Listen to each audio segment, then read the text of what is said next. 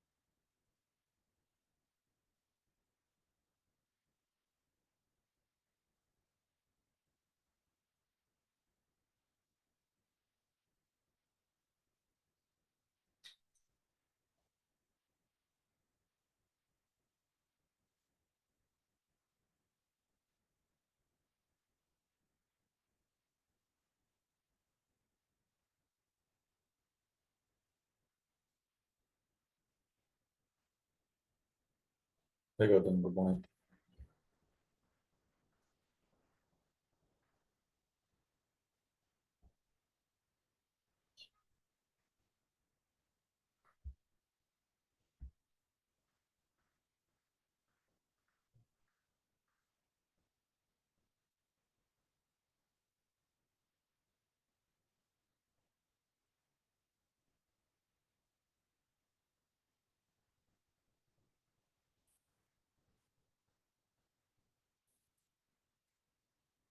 Hi, Mita, good morning. Good morning, sir.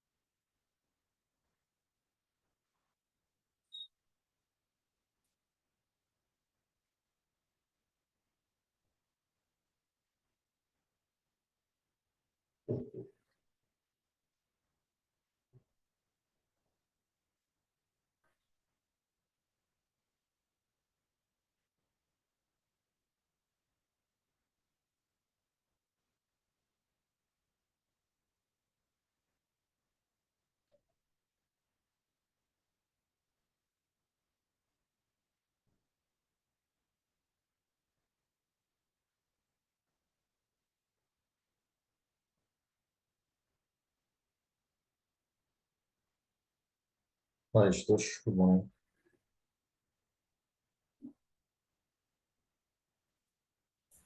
Yeah, hi, good morning. So let's give under 2 minutes and then probably we'll start.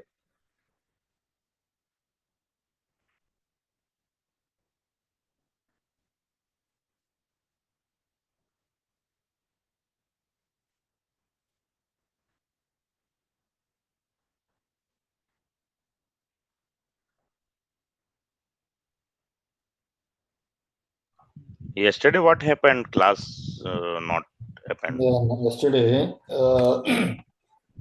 since Friday afternoon, we had some production outage Okay, okay, in war room.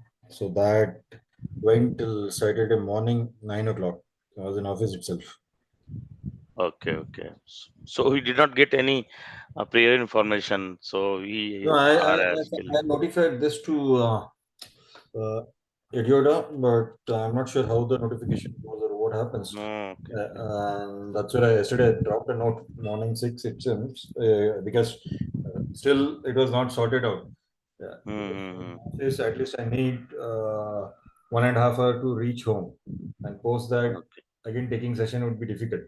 So that's what I thought. Hmm. But I'm not sure how the comments. They stopped that link or something. That's what I got a call, and they said the session has been moved to today. Hmm. So I was looking. So class yesterday class shifted on 13th.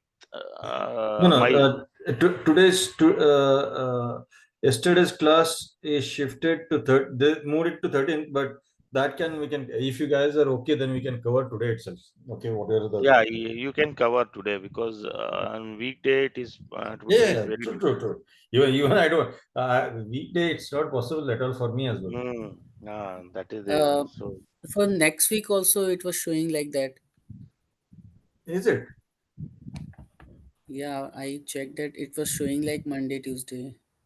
No, no, no. Let me get that changed. Probably see when ideally what happens, right? I'm not sure on how they do it. The schedule be being scheduled for the weekend, then probably the schedule would be alternate weeks, right? So that's how the calendar would be. But I'm not sure what changes they have made. So let me go ahead and check on that. 19. 19th May Monday. Yeah. So let me get it changed to Saturday, Sunday. These two things. Okay. Hmm. Okay.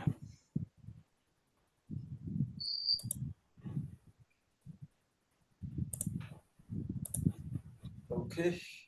So we are given enough time. So let's start. Probably.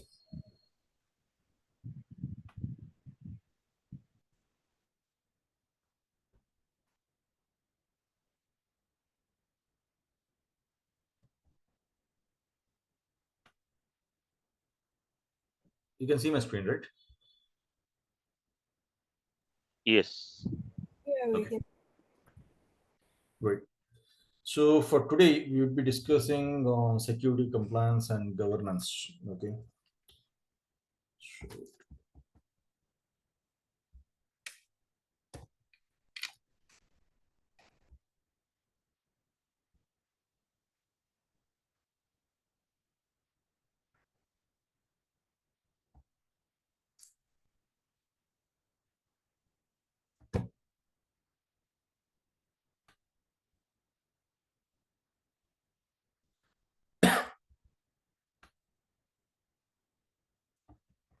So let me know, why do we need security?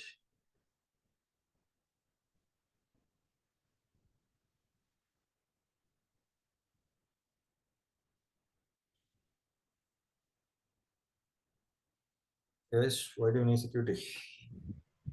For access, unauthorized access to revoking the unauthorized access or providing to access as per their roles and responsibilities.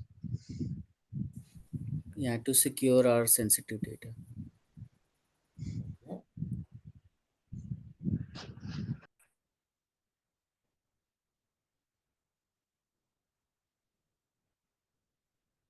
In general term, why do you need security? Forget about the your data and all that.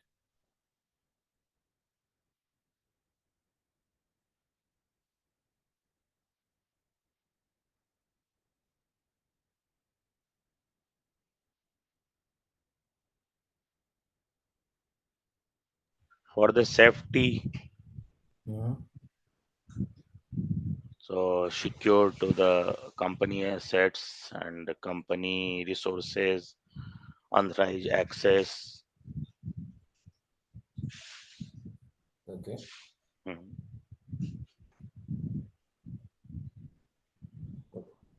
See, why do you need security? So now, if you're staying in an individual house or you're staying in a flat or whatever it might be, an apartment, so you have the security, right?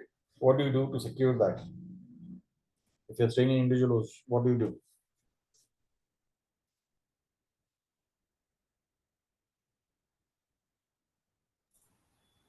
When you're going out, what do you do?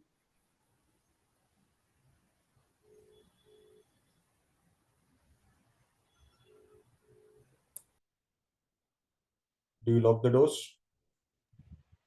Yes, definitely. Close the window. Yes. Right? So it's nothing but you're securing your assets or the belongings which are there in your home. Right? If you're staying in an apartment, you have a security at the front gate who would go ahead and secure. He will make sure whether the particular person should be allowed or not based on the communication or interaction with you. Right? Once you approve, okay, send him. That's when he will allow you to get into your flat or at your doorstep. Right? Yes. So same way, now if you're talking, we need the security of a data, right? If you allow anyone to come to your flat or home, what will happen? If it's unknown person,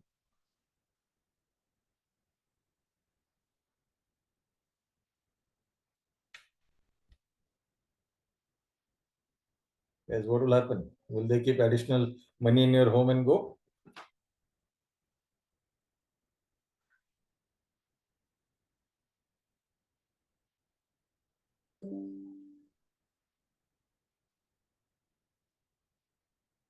Yes. Any responses?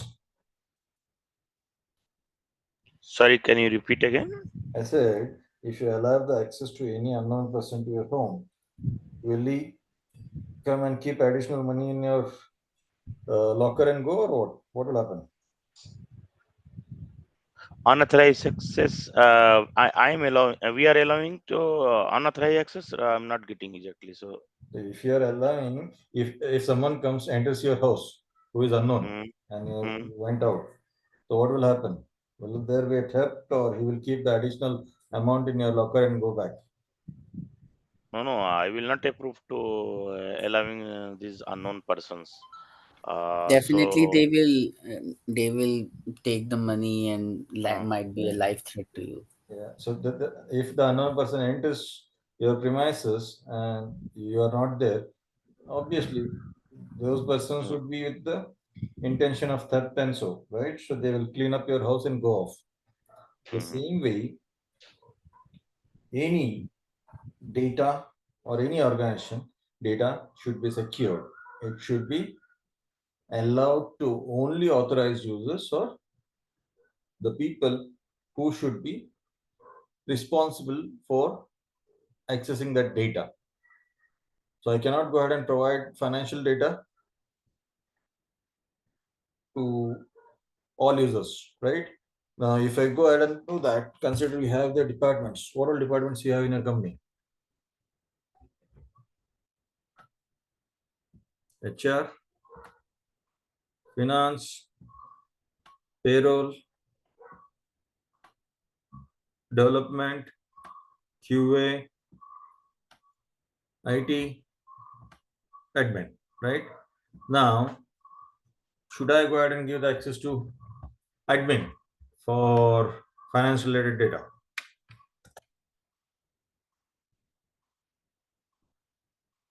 Hmm?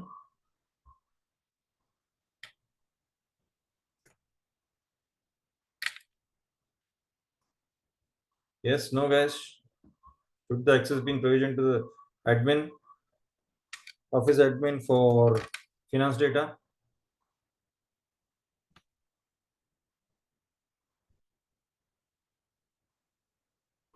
No, Why? sorry, I came late. So you mean to me admin persons having access to finance status? I don't think so. Do we need to provide access to admin, office admins to access the finance data? Finance people only should have an access for finance status.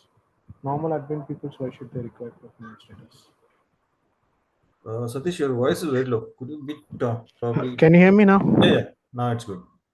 See, finance people who works in finance team, those people only should have a finance data because that's all our confidential data. So why admin people needs to deal with that? Again, you're back to same breaking thing. Hello, I think my mic is having some problem. Okay. So yeah, you cannot give the access of finance to any admin or something, even the IT or development or QA, right? It has to be with finance, but part of it is available with HR because they would be doing your appraisals and they will be rolling out your offers and everything, right? The data should be, they will be aware of a data there. Now, you need to secure this, right? The finance data has to be secured only with to the respective users. And says finance team only should have the access to this. It cannot go to anyone else in other departments, right? Yes, no, guys? Yes, yes. So now there are frameworks for this compliance, the data compliance and everything, and how the security should be, how you should define your security posture, how the what do you call it, data governance should be, and everything. Okay. Have you heard of GDPR?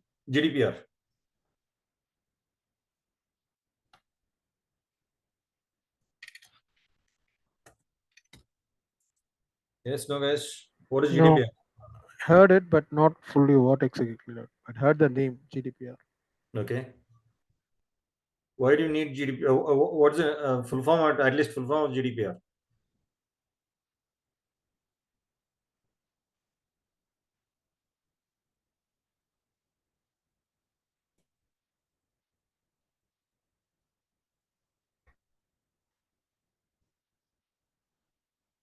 So GDPR is nothing but General Data Protection Regulation.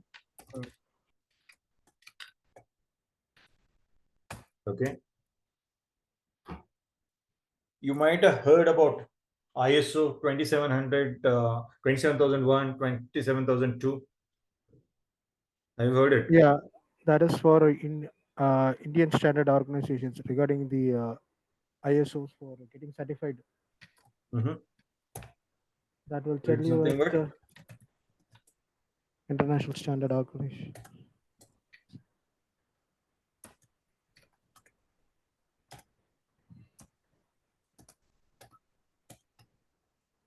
okay.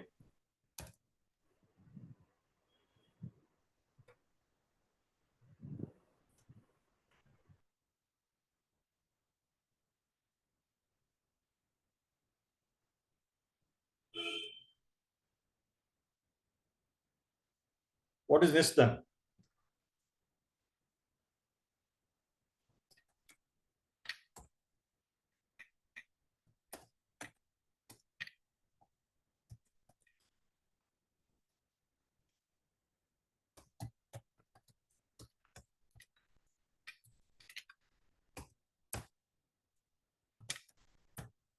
What is HIPAA? No idea.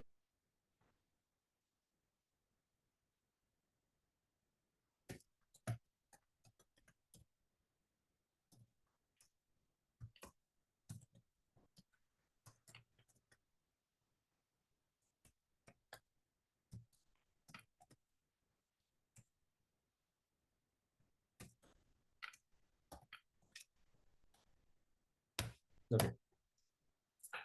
Yes. Now we said GDPR is General Data Protection Regulation. ISO is nothing but International Organization for Standards. Next is nothing but National National. Institute of Standards and Technology. HIPAA is Health Insurance Portability and Accountability Act. What are these? This is actually from guidelines how it has to be managed in such a way, like who are allowed to have access, such a way guidelines who need to access and who are under accountability. Those Mm-hmm. kind of things which have been followed in the standard format Right. all over the globe. Okay, great. So these are nothing but the standards and frameworks. Okay. So what it says, it has a set of instructions. If you need to get certified, you might see all CMMI level 5, 3, 4, all these organizations are ISO 271, 2700, 1001, 27002. Based on the things, they are certified, ISO certified. Okay. And they're saying we adhere to the framework, we adhere to the regulation and rules what are being set, and it would be standard across the globe. Consider Anup is working for Accenture.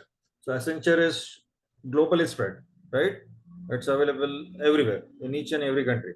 So in that case, I need to follow the standards, right? I should be compliant and I should be uh, having the standards and certification from the certification bodies, so that whenever the projects are being given, some of the companies or the clients, they even look for these certifications or the valid audits being performed by the certified or a body. Is it clear? Yes.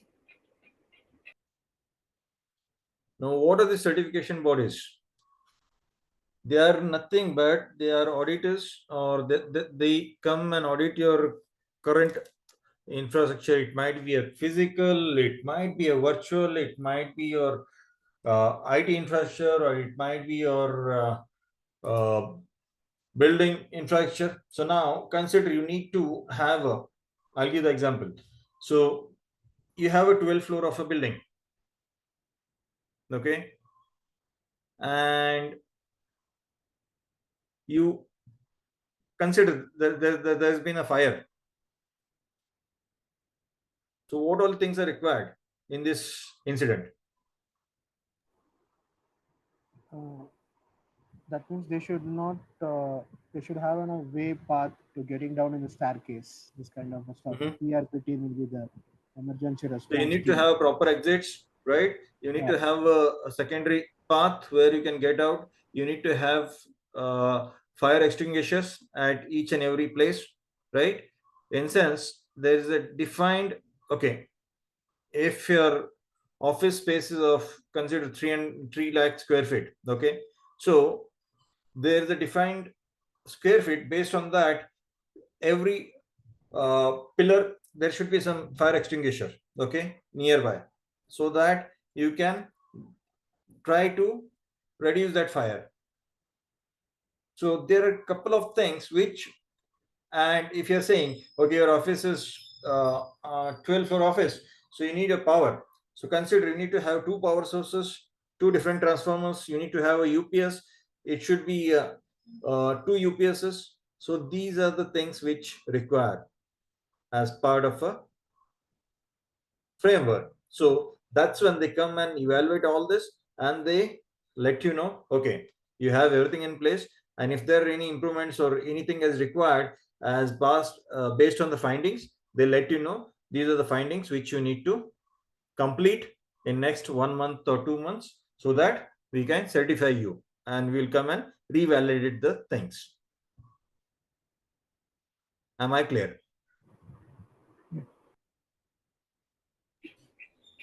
Yes. Any doubts, guys, so far? No.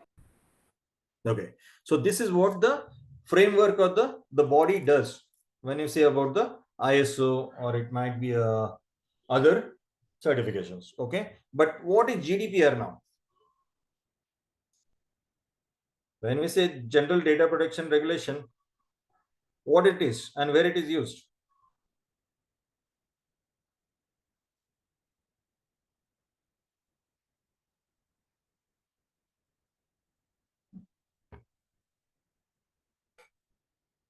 Anyone?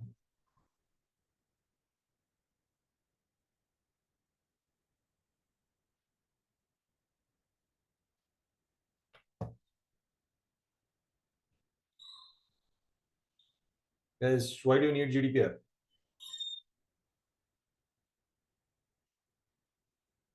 At least have you heard about it at any of the calls, or it might be a discussions or so?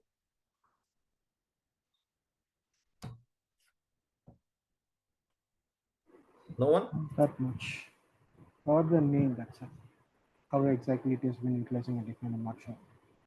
Sorry, Satish, your voice is very low. If you want to take off that headset and get on direct, would be great, probably. Hold on.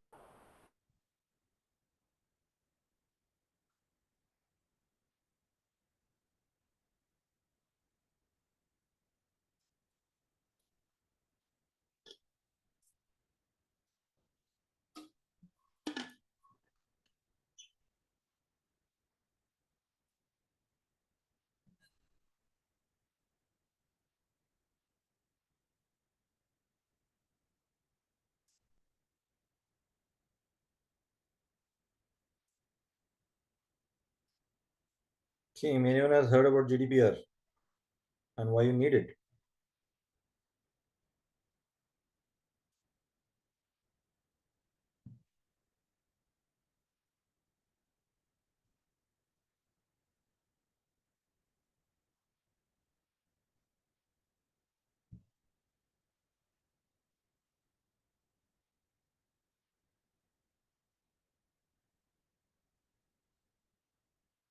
You at least say yes, no. No, I didn't hear it on that. Just heard the name only. No, If everyone is mute, not responding, it means no. By default. Okay.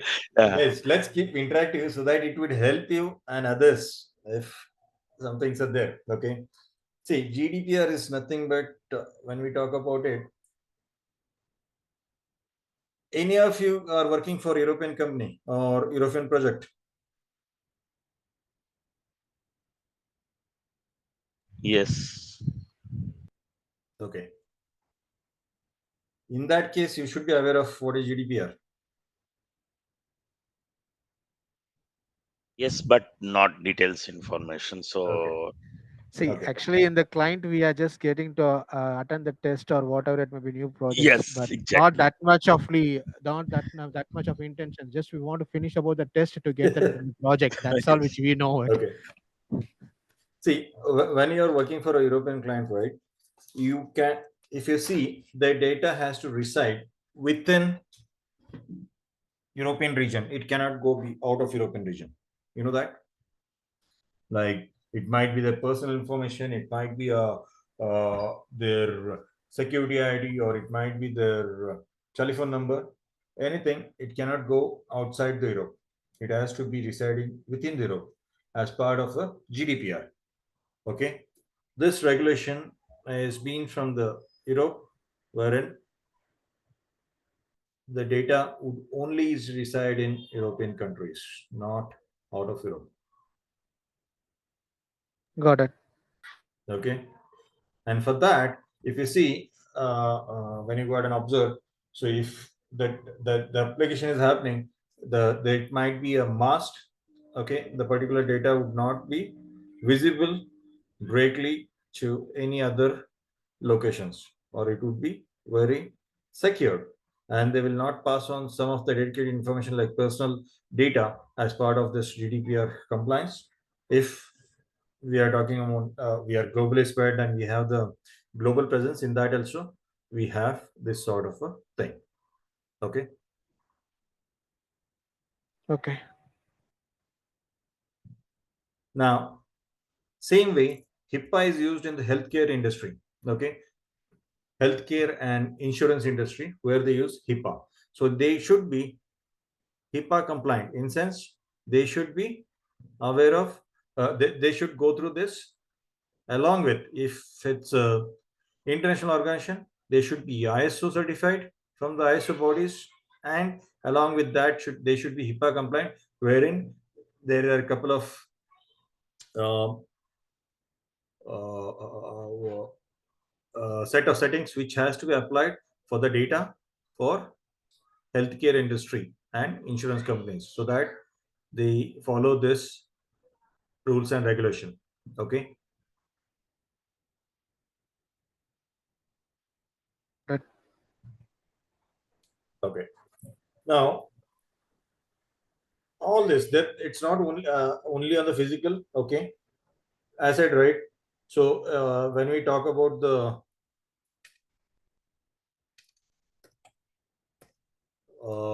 certification body, they would look on all the factors. It's not only about your physical structure, it is about your data, it's about your IT, it's about everything. Okay, how the security is being in place, all this stuff is being taken care. Okay, at the same time, NIST is what we are talking about. We are talking about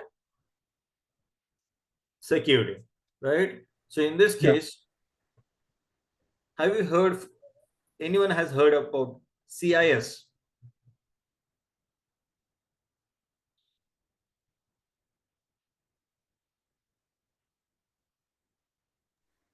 No.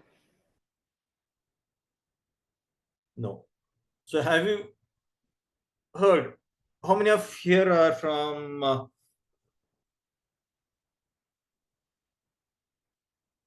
infrastructure background?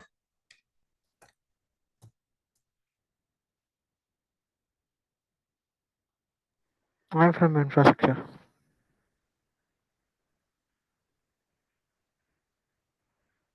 Satish, right? It was I'm from infrastructure. okay. So have you heard of hardening? Yeah, we do the voice hardening. Why do you need it? That makes the securities inside everything that should not virus not supposed to attack, and the policies wise which you're taking about the GPO policies wise we are restriction to the server access. That's all everything we do it from the voice hardening level to the registry. Okay.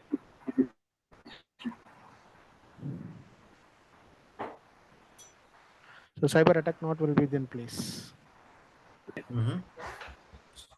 So CIS has a CIS, NIST, all these, they have a set of settings which you can do it at the OS level. It can be done at the application level. Like consider by default, firewall should be enabled by default. um uh, Network authentication should happen by default. There should be a SSL enabled. So all these, some of the settings at the application level, at the OS level, and everything, this is by default requirement of any thing. That are nothing but those settings are nothing but the being provided by CIS. Okay. If Okay. you go look, consider, let me get on the portal, and if I'm saying in a marketplace, CIS hardened image.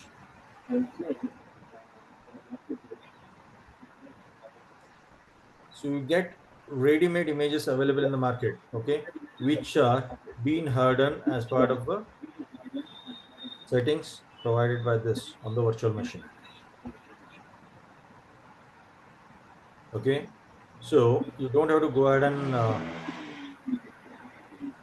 do your own settings, but you will get the ready-made images as well, wherein it will have the hardening done, it will have all the software updates done in place and everything, and it will give the report. And also there are paid license, like from CIS we have the licensed software where you can scan your existing. Consider you have your Rohit, you can go on mute. Okay, so you will have all the settings in place. There's a software from CIS software which you can use for scanning your existing infrastructure and will give the rates, scores, okay, where all it is failing, what all settings are failing, and post that you can go ahead and remediate them. You can go ahead and apply those settings so that you are compliant and it's been hardened successfully. Am I clear? Yeah, So now you got why you need these images or why you need the standards and how it works.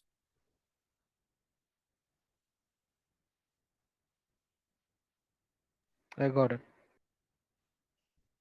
Okay.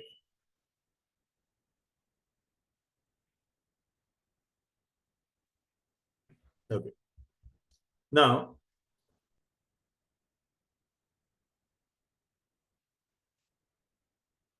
what is Defender?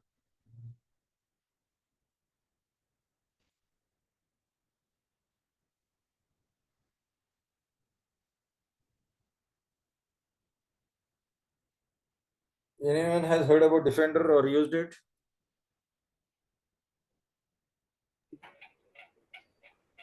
He uses Windows Defender for inside OS.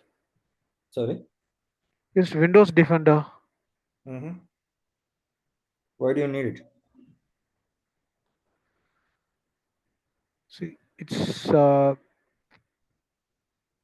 the security we are allowing and denying about what needs to be there in such a way for it. That's antivirus that particular time. We used it for Windows Futures Defender 1. Okay. So, guys, most of them might have used a Mac Cafe or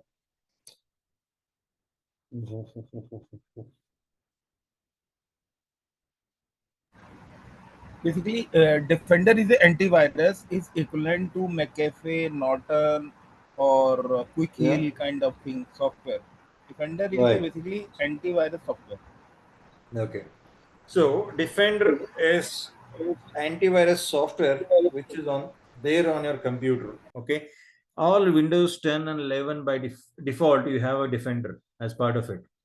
So you don't go ahead and buy your Mac Cafe or Norton or anything paid. So it is already there in your computer. Just you need to go ahead and enable it. Okay. Now, will this Defender, what you're using on your computer, will it secure your cloud infrastructure? No, no. Its Defender is only for the local OS. Correct. So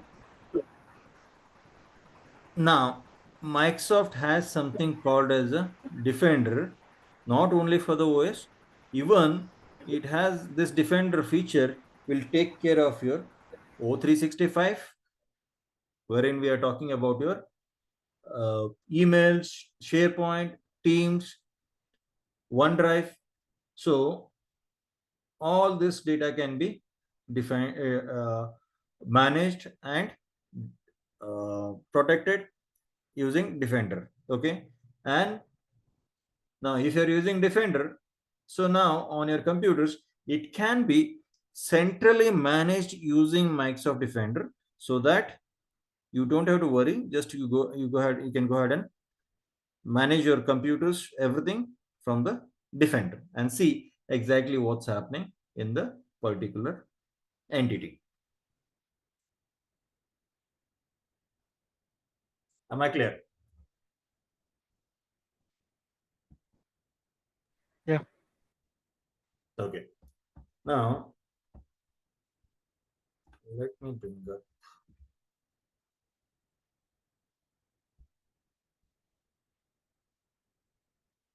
So if you go in the Azure, you can search for security and you'll get this icon. Okay. Here under security, what you can do, you can identify your existing scores. As I said, we're talking about the compliance, right? And the security and the frameworks. So now, based on that, all these cloud providers are compliant to all those bodies. It might be they are compliant with the GDPR, so your data resides only in Europe. They are compliant with ISO. They are compliant with CIS thing. They are compliant with SOC 1 and SOC 2, so that the data is being taken care at secure level and you are able to achieve what is needed. Okay. Based on that, if you get on the security, you can go ahead and manage your identity scores. In sense, it will let you know. Anyone has heard about the pen testing?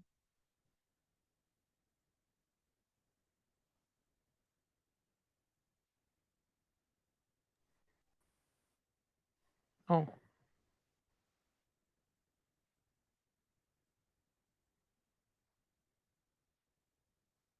Anyone else apart from Satish?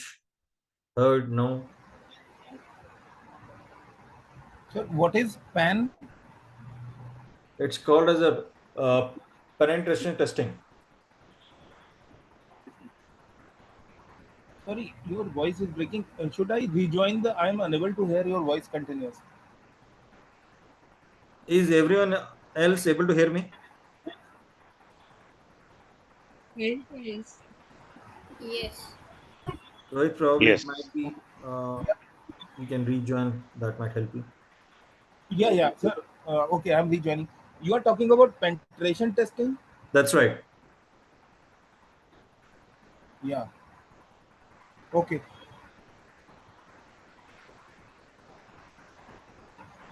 Why do you do the pen testing?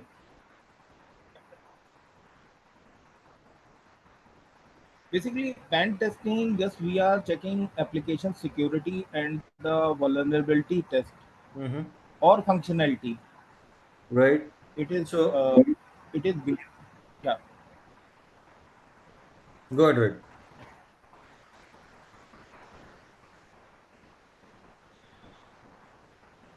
So I can say it's been used to see how secure is my application. It can be used to see how secure is my infrastructure. Can I get into this infrastructure bypassing anything? And what are the remediation steps? How vulnerable I am? Okay. In sense, there might be some of the settings which are missing. You can apply that. It will go ahead and let you know what all things, how you can protect, where the gaps are, and what are the remediation steps. And it is being done in every organization. If anyone is from security department would understand, or else the if you see, you might, even the infra guys, you might have received email from the security saying, okay, please get them compliant and remediate. These are the remediation steps, or these are the uh, links for the remediation as part of the compliance audit, Yes, absolutely. right? So nothing but it. These are as part of that testings and part of the findings. You can see the rates, how the measure priority of those. What are high, what are moderate, what is critical, what is low. Based on that, you go ahead and deploy or remediate your requirements and make sure your system is being compliant. On the same way, if you see, when you go to security center on Microsoft portal, you can see where all you are missing. It will go ahead and audit your environment, and it will let you know what are your secure scores, so that what all you need to implement. So consider here, you can see ensure multi-factor authentication is enabled for all users. Okay, it's a very high, but we are meeting only 14.75 because there might be some exceptions which are being set, so that it is not it's not being used by everyone. Okay, right? The same way, if you go ahead and see self-service password reset, whether you have enabled, not enabled, how to enable it. Okay, so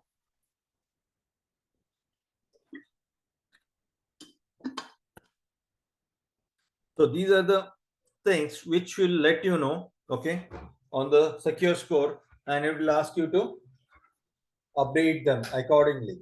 Okay, the way you are getting the reports from the security, the same way this you need to go ahead and manage and protect your infrastructure based on the secure course. Now, even it's a high, but you cannot apply it some scenarios. Why?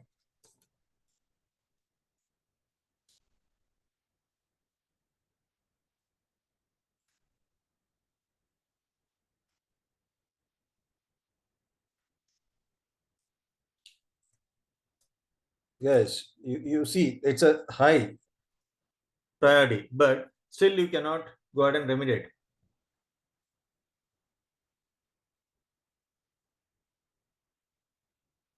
What you will do and why you can't do it?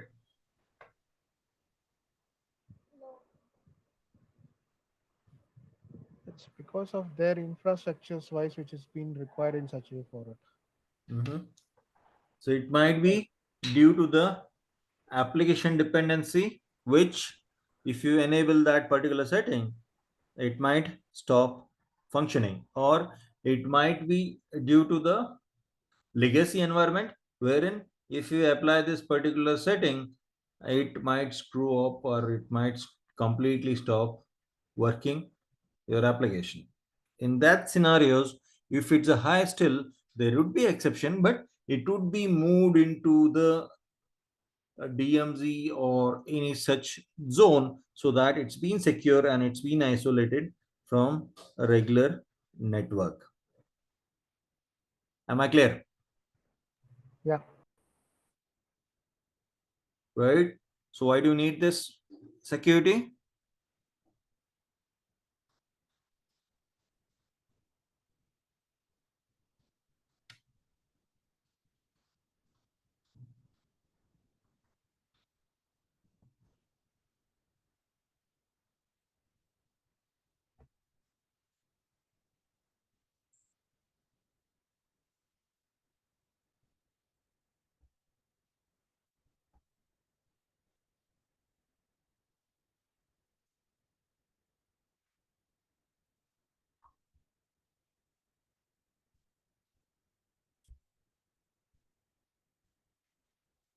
So have you heard about the SOC Security Operations Center? Yes, sir. We do have. Yes, yes. Right? And what they do? Yeah. Basically, they are maintaining the firewall security and the rules. Only firewall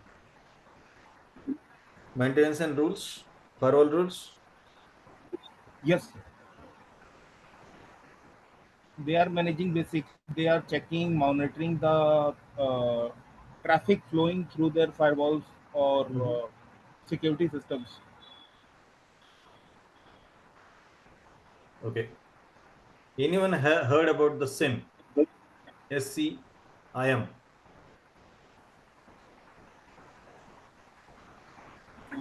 No, No?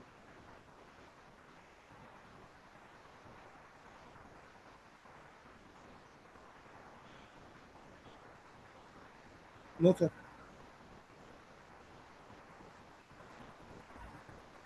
So SIM is nothing but security information and event management. So Rohit, you said right, you have a SOC team. So what they do, they Yeah, will be using the SIM tools to analyze and do the things. So same way, Microsoft has a Defender as a SIM tool which will take care of incidents, what's happening, alerts.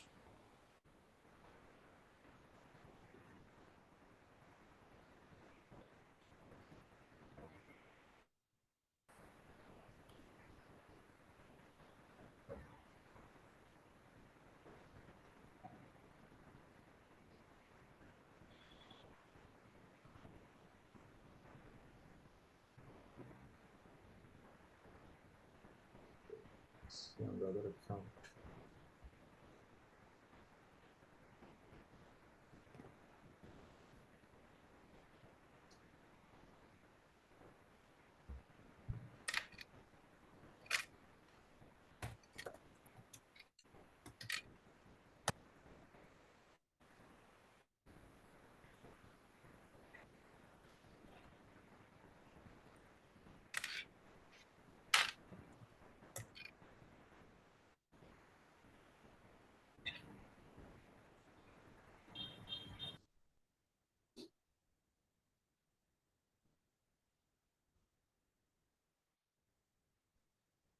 Okay.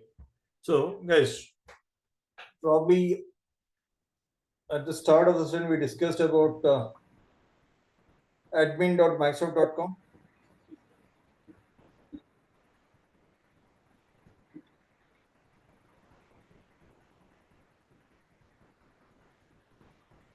Yes, no, probably. Sorry, I was late. I didn't see this one. Admin.microsoft. Okay. If I'm not able to recall, did we discuss this part? That's the reason I'm asking. No, it's not in previous session. Admin.microsoft.com it came into the picture. Okay. Okay. So, see, guys, we spoke about the portal, Azure portal, right? Portal.azure.com. And we spoke saying my SaaS applications, right? Wherein we said Office 365 is a SaaS based application, correct? Yeah. And what all it covers in Office 365? All the standard Microsoft application like MS Office package like MS Team, OneDrive. OneDrive. And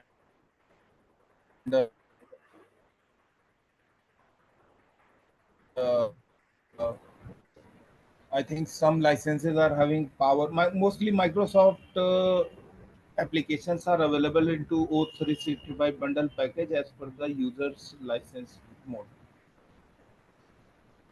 Okay. So O365 is nothing but your earlier what we were doing, we had a different server for AD, we had a different server for SharePoint, Exchange. we had a different server for Teams or Skype, right? And we had a different servers for OneDrive.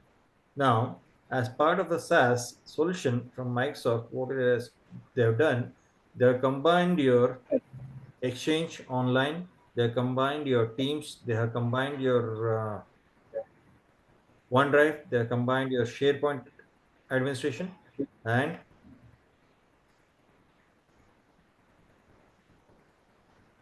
yeah. So all these things are being combined as part of the Office 365. Now, when we spoke about AD, we said there is something called as a Azure AD, right? Yeah. So Azure AD, when you click on this, if I say identity, if I click on identity, it will take you to the entra.microsoft.com. That's nothing but your Azure AD. Okay. Because recently the name change has happened. Maybe it might be a year or so on a from Azure AD. They said Entra ID. Okay. So that's where you see this. It's nothing but Azure AD. Now what will happen? The users, what you see here, all these users have been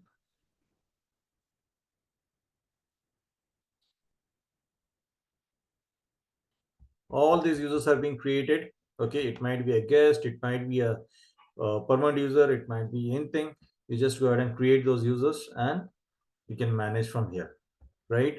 The same users are visible on your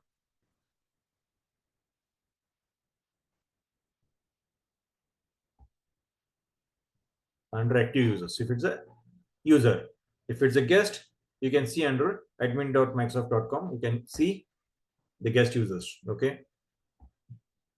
Now, these users can be created and you can assign the license or manage the things from admin.microsoft.com. This is specifically for O365 who will be using, but yeah, it's good to know how it works so that it is easier for you to understand and make the things more better. Okay. But See, one question. yes, If Satish. you are creating the users in that will be replicating over here. Here, you're creating it is two-way kind of replication in such a way, or it is only for the licensed purpose. It's only say if you're doing a if you are hybrid, okay, Uh-huh. in this scenario, if you are creating the account on Azure AD, then Okay. if you have enabled the two-way replication, then it will get replicated on your DC as well. But ideally, Because yesterday in office we had one severity one issues is keep on going on, and we are doing an RCA purpose. What happened is actually there all that's what I was saying admin.microsoft portal. hmm, What happened is they got an P1 license. hmm, 14 14 was there. Actually, when they're adding another one mirrored account, and that particular time the license was not there, they are doing in AD portal, and it hmm, is here the license is just went off. So again, that is was a problematic situation where entire no our no reply. Usually, when you're sending a mail, there's those people sending out no reply at .com. So we cannot send it back. This is only the information that and all it's getting revoked. So how exactly it has been working, which is that means because there is a two team service desk team will have an authority to create a user ID and everything.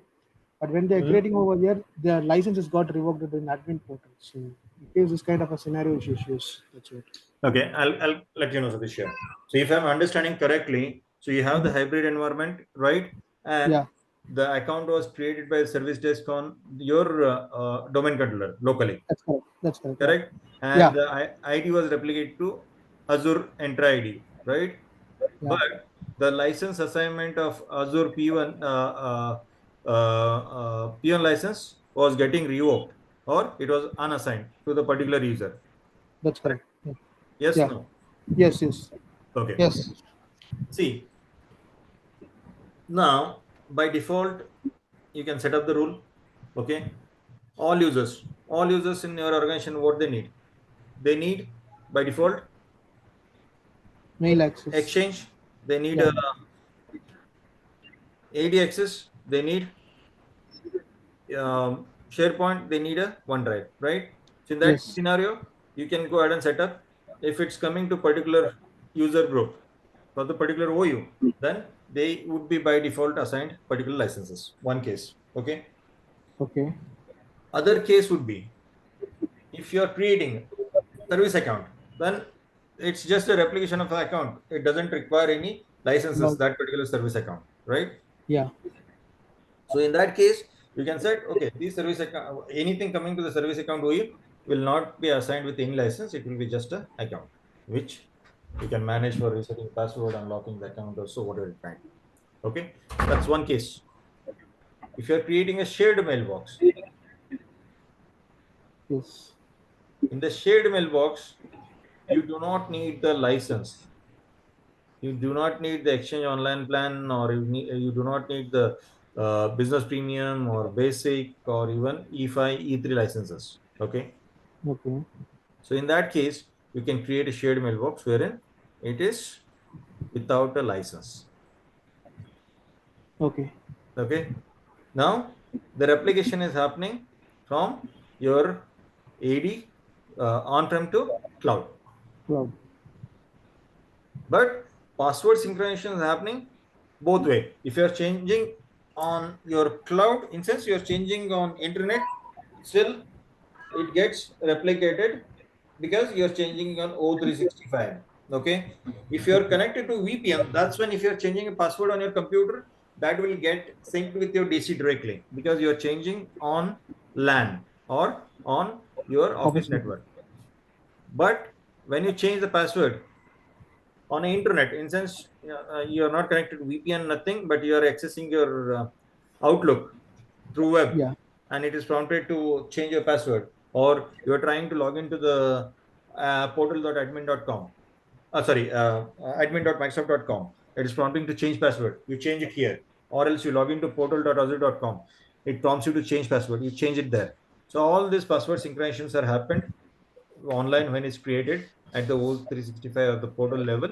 That gets the password synchronization Integrate. happens back to your DC. Okay. Got it. Okay, Yeah. Got it. clear, guys? Sir, My Right. question is today's topic is security and compliance. Yesterday class was not happened. It was for the storage, right? No, storage was today. Tomorrow, actually, storage was today. Security and compliance was yesterday. So when they moved it, this got to today's topic, and storage moved to the Okay. 13th. So Okay. we'll cover that Okay. post It this means, class. yeah, yeah. We are moving into the sequence. Okay. Sequence. No We are problem. moving in sequence. Okay. Yeah, yeah. Thank you. Okay. So any administration at O365 level or Office 365, it's done through admin.microsoft.com. And from here, we can route. As we are talking about the security, SIM tool, Microsoft has a SIM tool called as a, if you click on security, it will go ahead and route you to this tool. This is nothing but the SIM tool. Here you can see the incidents. You can go ahead and see the alerts.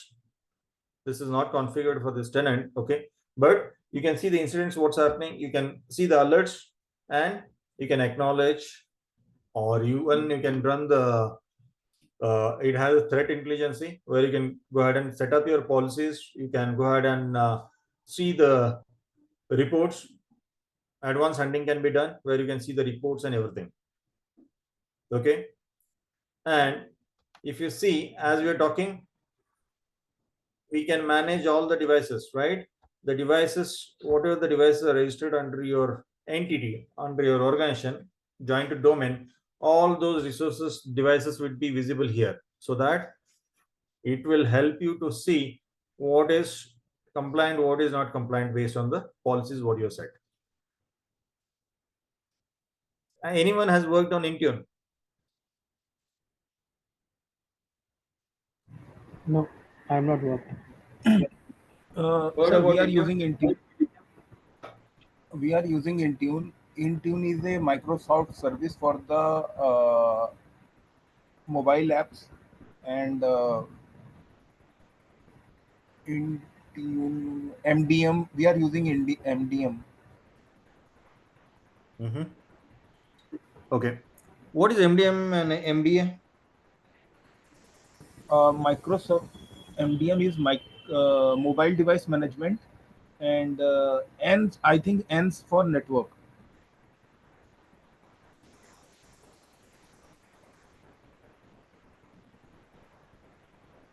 See, there are two things, MDN and MAM. Okay, MDM is used for your device, mobile device management, and Yeah. MAM is used for mobile application management. Now, when you say Okay, ma'am. mobile device management, what does it mean?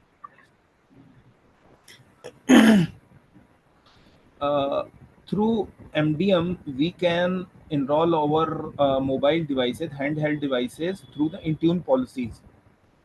Only mobiles? Sorry, Only mobiles? I am unable to hear your voice, sir. New mobile. No, no. What I'm saying, only mobile devices can be added. No, no, no. On laptops as well as mobile devices. Laptop also included into MDM. Right. So when we say MDM, mobile device management, it's nothing but only the mobile, but you can manage your laptops and everything there. Okay. Wherein you can register, you can push the patch. Okay. If you go back to the Active Directory, we talk about GPO? What is group policy object? Yes, yes. GPU, we know. Okay. So same GPO policies or the policies what we are pushing through group policy object can be managed through Intune. You can manage, go ahead and create the policies and apply the policies through Intune to all the computers.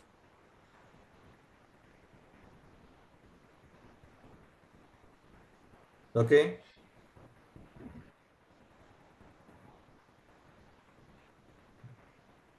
Yes, no. Sorry, not clear. How exactly it is working? Yes, Those yes.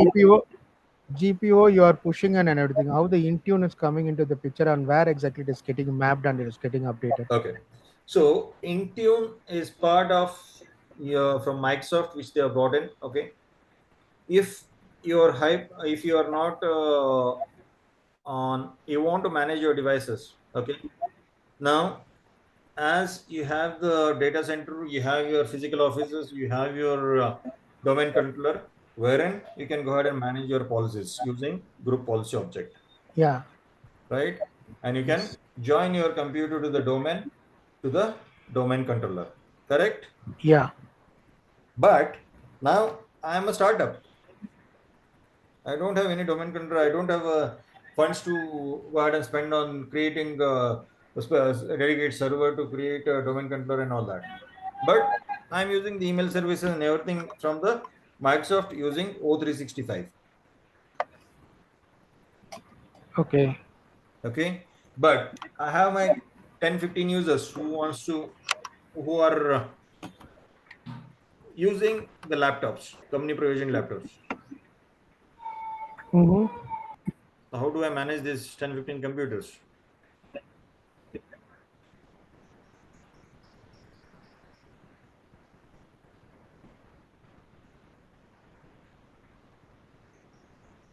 How will you manage them?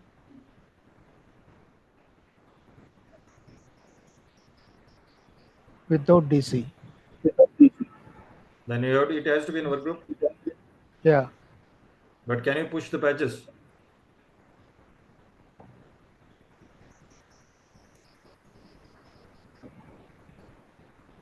No. Can you restrict authenticating? No. That's a kind of standalone DCs. Correct. Now these computers can be managed through Intune. So Intune will help you to get them domain joined or registered on the Intune. Okay. Apart from that, you can manage all the group policies, what you're doing, the policies you are applying through the GPO. The same set of policies can be created and applied through the Intune portal, wherein you can make sure your all these devices are compliant. Okay, you Okay. can push Got the it. application updates as well.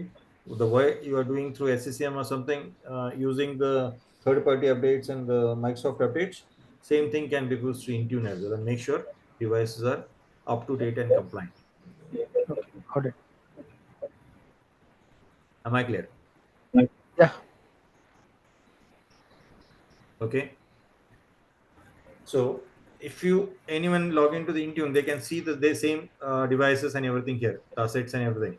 But when you click on compliance, that will route back to your my security center, security.microsoft.com. Okay, which is nothing but earlier called as a Microsoft Defender. Now it's called as a Purview. Okay, Okay. so far so clear. Yeah. Any doubts, guys?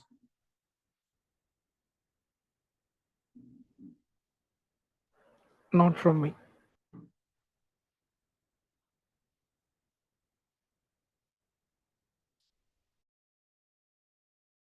We're talking about devices, right? On the Intune. Same you can see on the on DC, we see all the computers as well as we see the users, right? The same way we can see all the devices under Entra ID. So what all devices you have which are joined or managed by your organization can be seen under all devices. You see all these computers are joined or registered with Intune. That's nothing but Entra registered. Can you see this? Yeah. We are talking about Windows, we are talking about Android, we are talking about iOS, everything.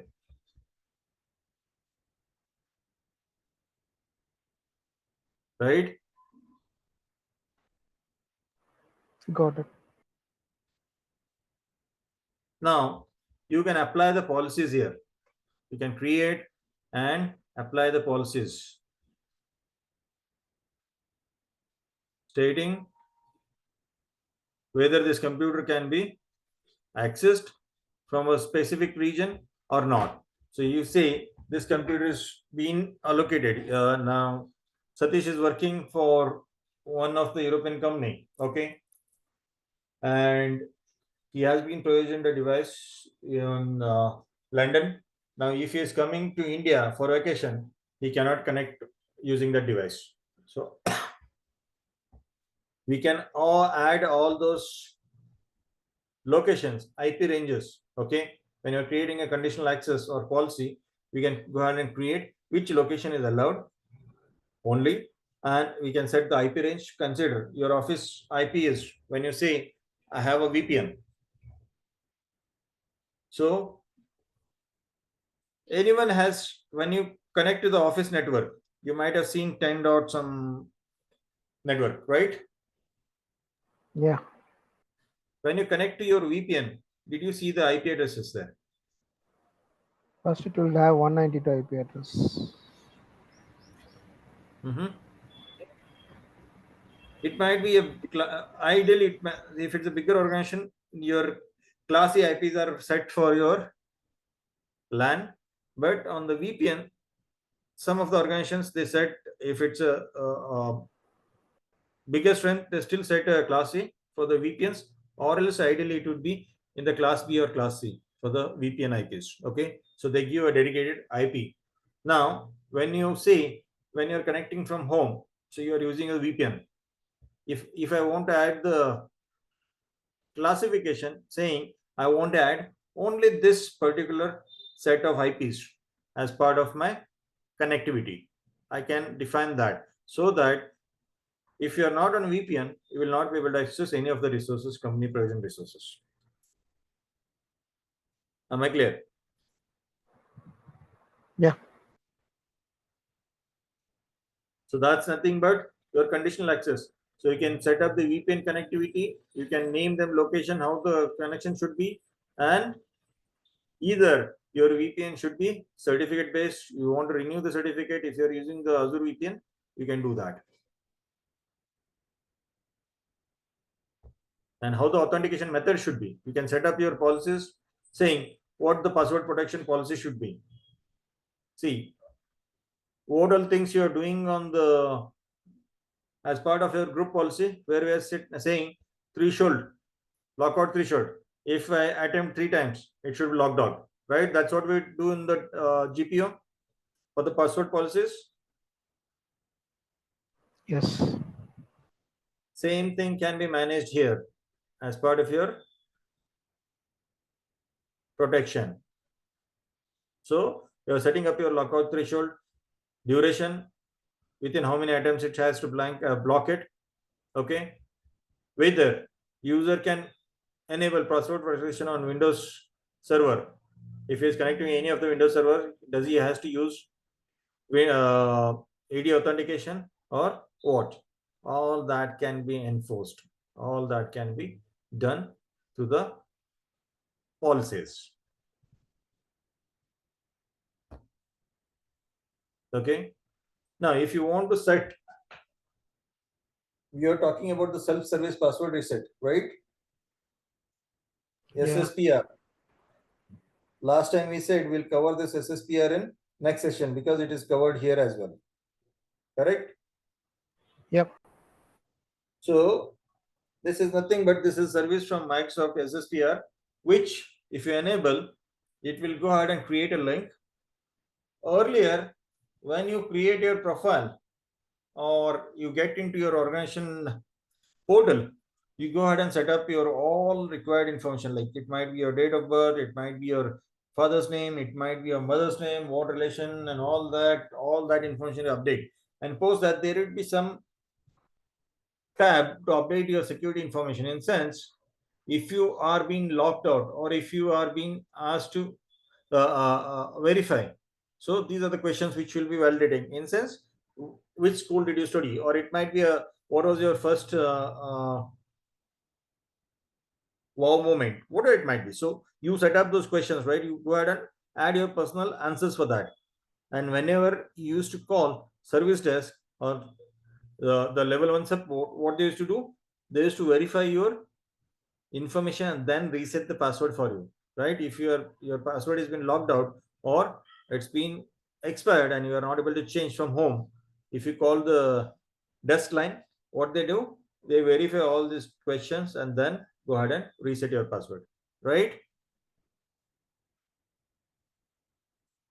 Yes, no, guys? Yes. Yes. Now To avoid that, you can go ahead and create a self-service password reset, okay, service, wherein user will have a link. He can automatically go ahead and reset his password. He doesn't have to reach the help desk, or he doesn't have to reach call anyone from the IT to reset his password. Is it clear? Yeah.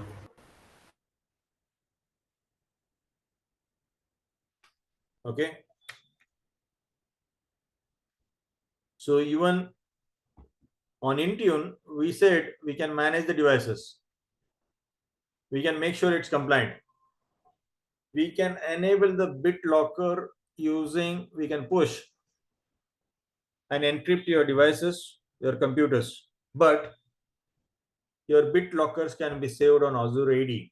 In sense, the key rotation can be automatically done so that you don't have to worry about the key. Okay. Okay. Any confusion so far?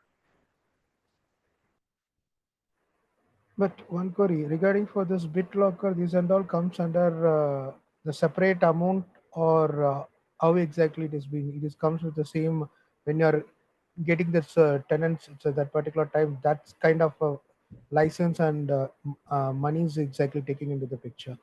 See, if So you're this- using business premium license, okay, Microsoft business premium license, then that will cover your Intune. If it covers your Intune, you'll be able to manage your devices. You'll be able to go ahead and encrypt your devices using the BitLocker. But BitLocker is the functionality of your Windows operating system. okay, Okay. Now you can go ahead and you can encrypt your existing laptop if it's a personal laptop also. Okay. But the thing is, you need to remember those key, or you need to copy, or you need to integrate with your Hotmail or Outlook.com account, so that when you're trying to, you forgot your thing, or consider your laptop is corrupt. Now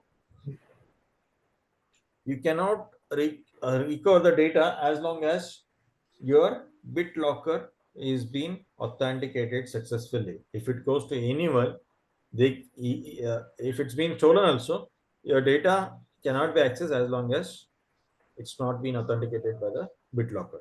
Okay, but that hard disk is waste for the person who has stolen as well. okay. Are you following, Sadish? Yeah, but my question is the BitLockers. This all everything. This is again functionality, but this comes under regarding for money, exactly additional money coming into the picture, or it is No, being no, no, no. That's with why I virtual. told you, right? That's why I told you. It's part of your Windows licensing. Okay, fine, got it. Okay, Windows. BitLocker is part of Windows licensing, but Okay, fine. Yeah, got when it. you're talking about the Intune, this management and what we're talking, right? Enabling Yeah. the BitLocker by default on all the systems and all that. That can be the key rotation can be done from the Intune to the Azure AD. But Okay, Intune licensing feature will come only with the premium by default. Other licenses for Intune you need to buy an additional license. okay, got it. Clear? Clear.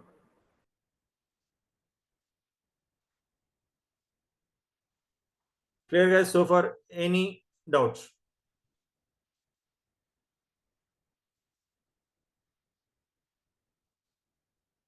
No. Any doubts on compliance frameworks, or any doubts on the security center or defender?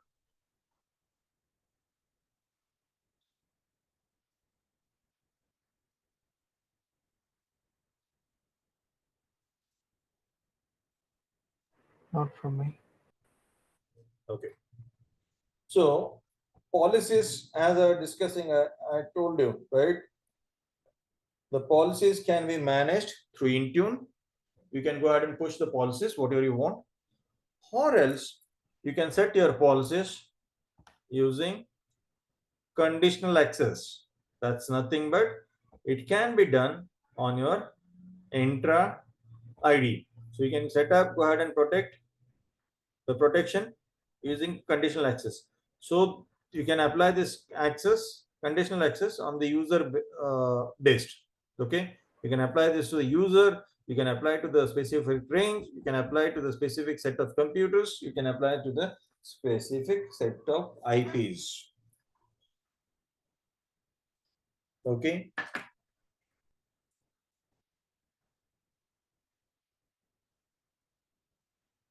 Oh.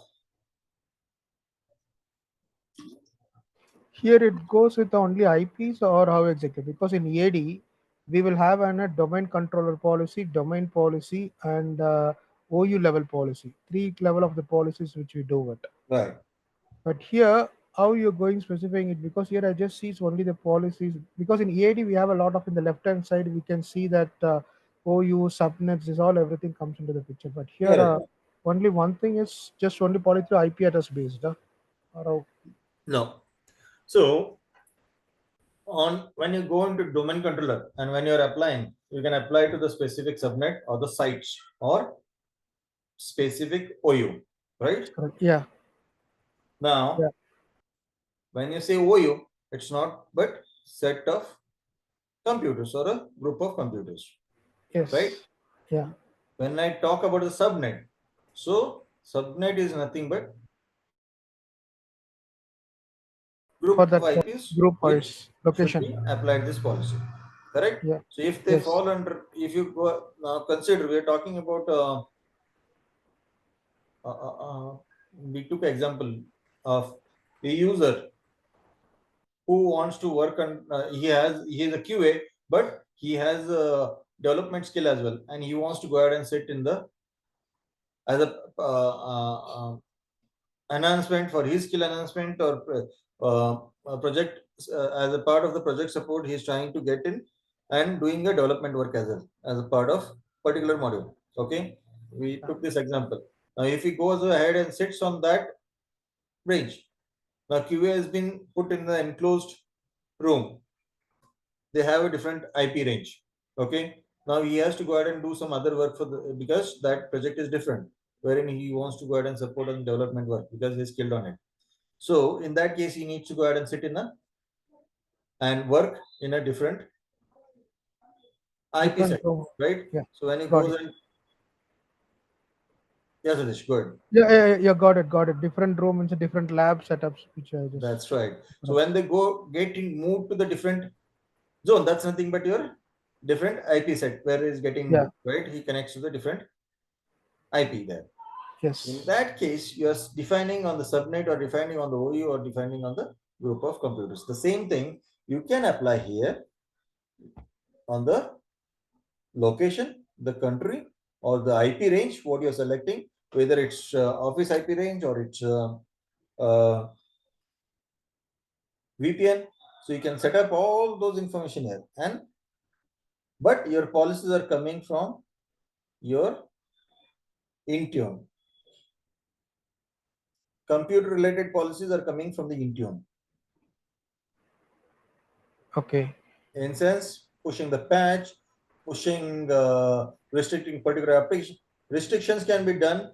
Okay, whether this user has to authenticate from the outside or not, and all that. Even you can do at the intra ID level. Okay, you can go ahead and put the conditional accesses for the specific set of users. They can connect when they are in specific IP range or anything. You can do this. The same conditional access can be set from Intune using computers. Okay. Okay. So in a GPU, you have what? You have a user-based policies. You have a computer-based policies, right? Yeah. The same thing can be achieved from here as well. Are you following? Got it. Okay. Yeah. Okay. Yeah. Now, identity governance. We can go and see why do you need a governance, by the way?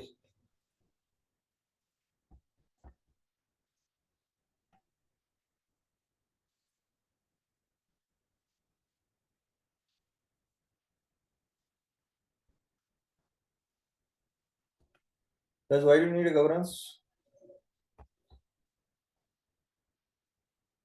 Or else what do you mean by governance?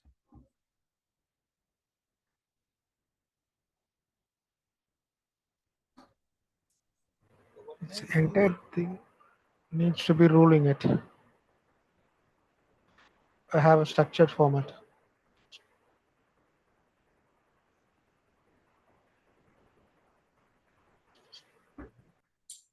Governance is proactively monitoring and controlling the infrastructure or IDs.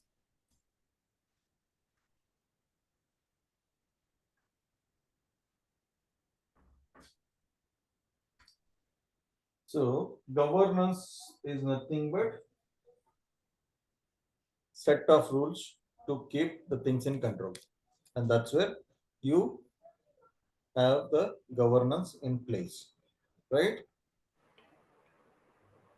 Yeah.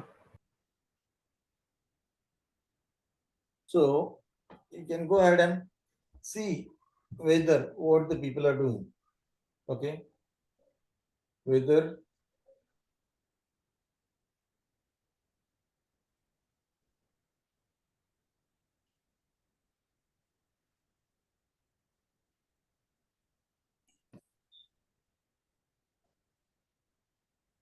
okay, so I can set a rule if I have a guest users from particular domain or a particular organization, still they should be able to connect or authenticate to my domain.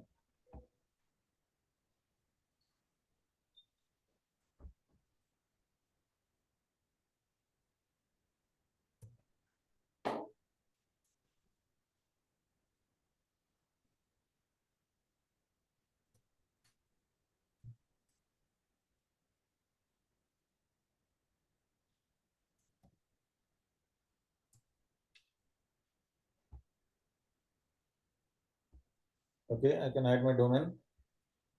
Okay, next, who all can be part of this thing? There are internal sponsors, there can be external sponsors. In sense, who can be part of this method? Either it can be internal users or external users. Okay, so I can set up that. I can make sure who all should be accessed and how the access review can be done. Okay, clear, guys? Yeah. Have you heard about the PIM? Privileged Identity Management.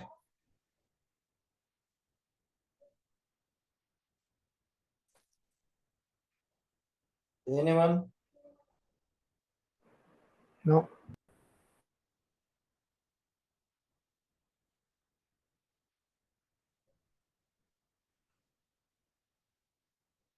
Have you heard about tools like CyberArk?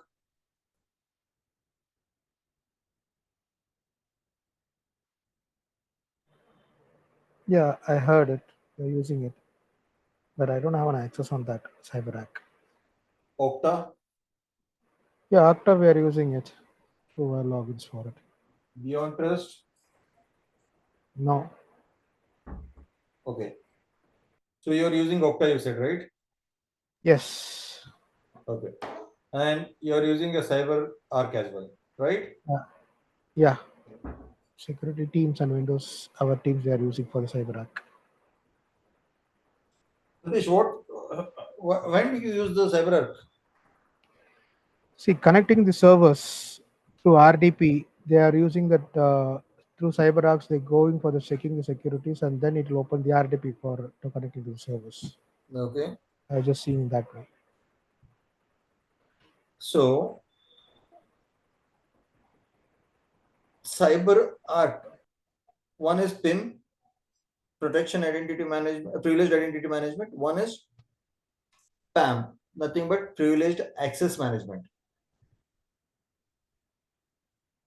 Okay. CyberArk, the example which Satish told now, he uses it for accessing the servers or RDP to the servers. Yes. Right? That's nothing but privileged access management in sense. Now consider you have a service account and service account has been used by a development team and a QA team, but this service account will have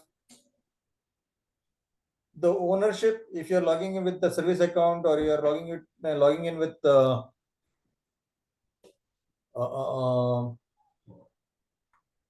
by the same account, will there be accountability if you're using the shared password or shared username? No, there will be no accountability. Rohit, if you're talking, your voice is very low. I can't hear you at all. I'm not sure whether it's the same with others. I think, sir, it's problem at my end. Okay. So,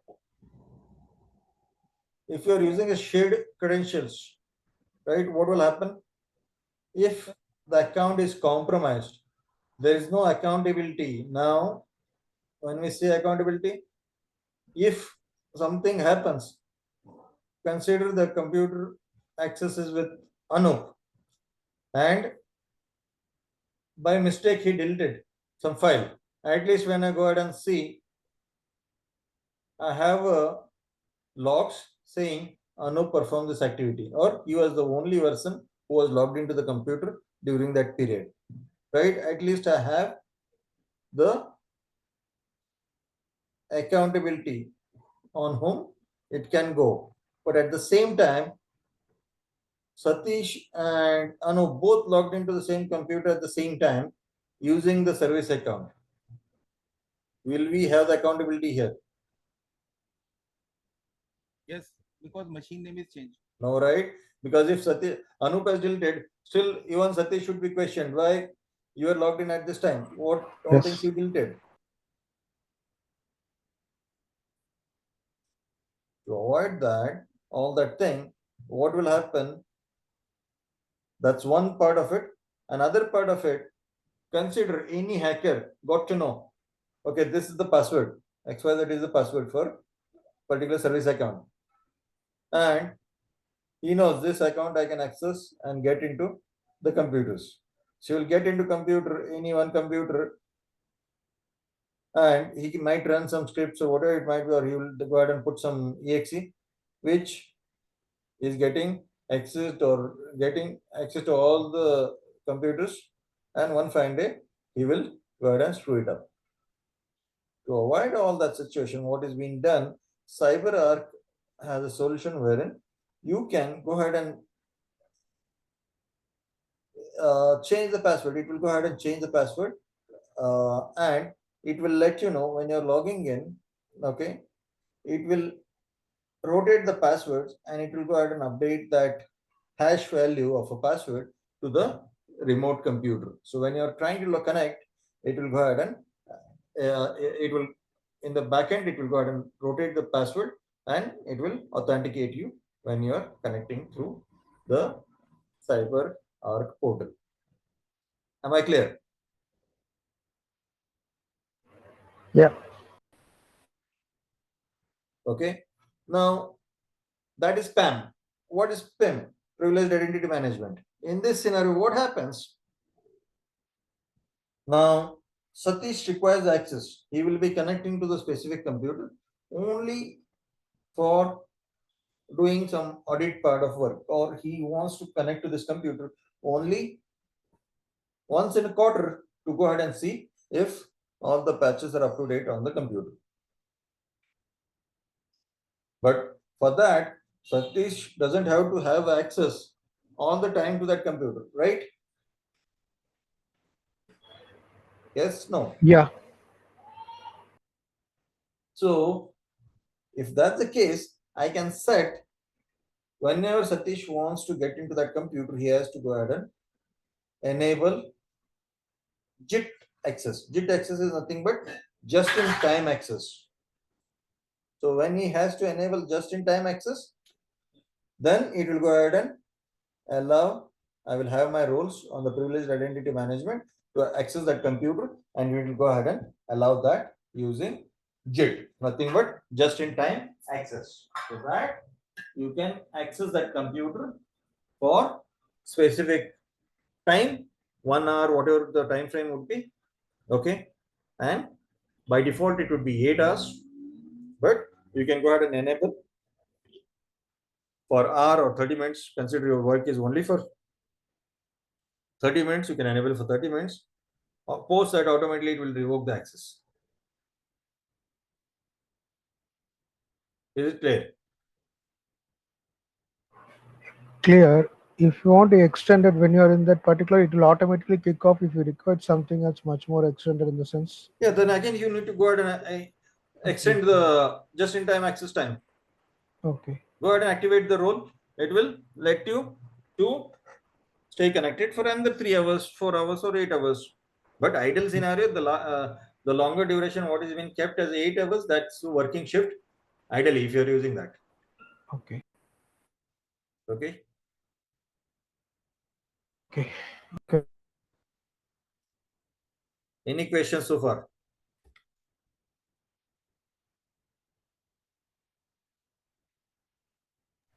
Can you repeat again? I'm not exactly getting. So can you repeat once? Sorry, could you say that? Can you repeat again? So I have some confusion. You want to?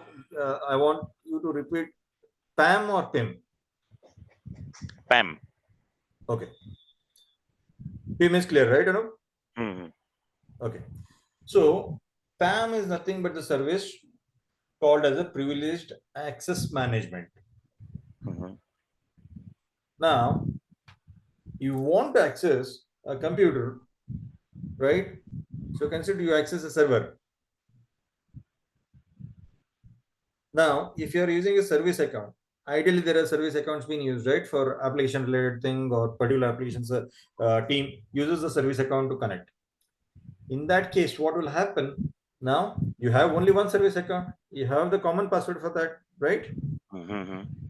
So if you are accessing it, now consider you logged in and you are the only one logged in at that point of time. And it's been, we see when we trace it out, we see the RDP has been done from Anup's laptop. And at that point of time, we do not see anyone else connecting or trying to connect from any other location or a computer. In that case, we can say, Anup, you are the whole and sole accountable or responsible for this incident. Correct? But at the same time, to same server, one more session has been established by Satish. But the deletion or whatever the changes have been performed by Anup. Satish is unaware of it. But at the same time, he was logged in.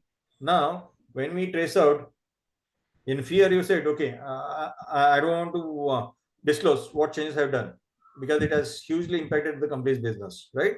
So, to cover yourself, you don't want to disclose it. In that scenario, still we have, at the same time, now when Satish is logged in, what will happen? Now, the conflict is whether Satish has done this activity or no, because both logged in. Both are responsible in this event, correct? To avoid all that situation, what CyberArk does is it will use the same service account, but it will have the logs and the session. You can monitor the event, what's happening on the computer, in sense with the clicks and the recordings of it. So what you're doing, and also it will track out the thing. Okay, Anup logged in at this point of time, and this was active session. What he was doing, or Satish logged in at this time, and this was his thing, what all things he was doing. So that can be controlled through privileged access management. And here it's a single password. Still, it's a single password, but hash value is being rotated or it is being taken care by auto rotation of the password is taken care by the CyberArk tool. Along with that, when the hash value is being complex or it is being rotated frequently, in case of a cyber attack or a hacker, consider Anup, you stay in a room, okay, as a bachelor, and you have a friend who is a ethical hacker, okay. Mhm. Accidentally, you told him a password. Now he can get with that service account password to server, but from there, still it's within network, right? He can try to run the script on multiple computers and control them. To avoid all that things, the privilege access management will take care and control it. Okay. Am I clear? Yes, clear. So here in Azure level, it's only privileged identity management. Where is the Yeah. PAM? So I gave the example when we brought up PIM. It is only about the PIM here in Azure. Okay, I brought this PAM section because you should have an understanding why what is PAM and what is PIM. Now Mhm. in the PIM we brought up of just in time because JIT is required to control your access based on your roles and activity. Okay. Clear? So same thing. So suppose in Azure level, Mhm. me and Satish same example. So I have deleted something. So where from Azure level where we can track? One minute. Hello. Yeah, good. Uh, so suppose I have deleted something on the OS level, and same time Satish also logged shared same scenario. So from the Azure level, from where we can track out this has been deleted by Anup or Satish. See, from the role, you are enabling the role, right? Just in time, you are enabling. Okay. From Hmm. that, you can manage the PIM access and you can do that. Okay. Through privileged identity management, wherein we are saying, okay, this is possible and this is done through or Anup is logged in at that point of time. Okay. Hmm. Hmm. But remaining your PAM access and everything, okay, is taken in the backend, it's taken care by your account which you are communicating to the server. Because in Azure, you are using the domain credentials.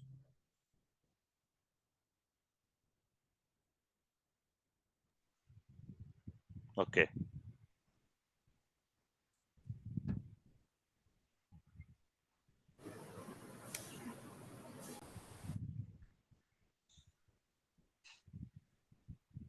Still any confusion, Anup? No, no, no. So you are not getting my point. So I am understanding what is the privilege identity management, but from where we can track out, suppose where log will be generated and all. So this is the things that we can Yeah, so understand. so Uh, logs, your identity logs will be covered. Service Theoretically, we can understand. but account will be different. Like you have logged in you with your account, and I have logged in with my account.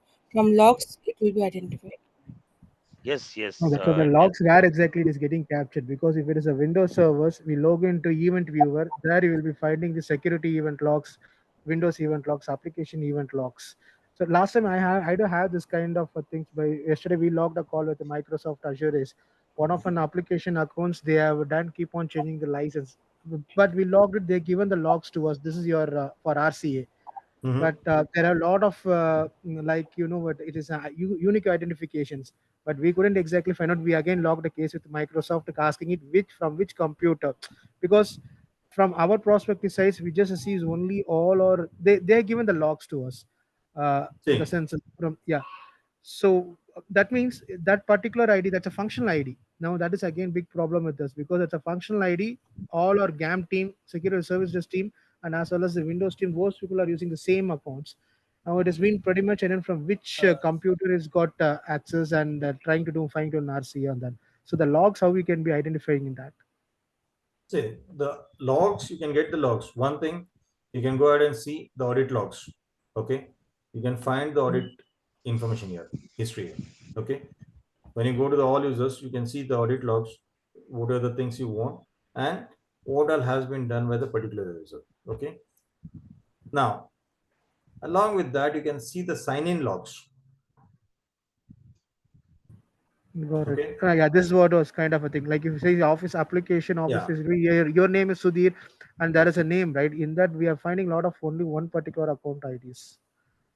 So if I say I'm logged in, so if I logged into the shell, WCS client, so this is how we can make out if I'm logged into the computer and it's being with the domain joined. Okay, in that case, I'll be able to break out that as well along with the IP, which IP address I'm connected to.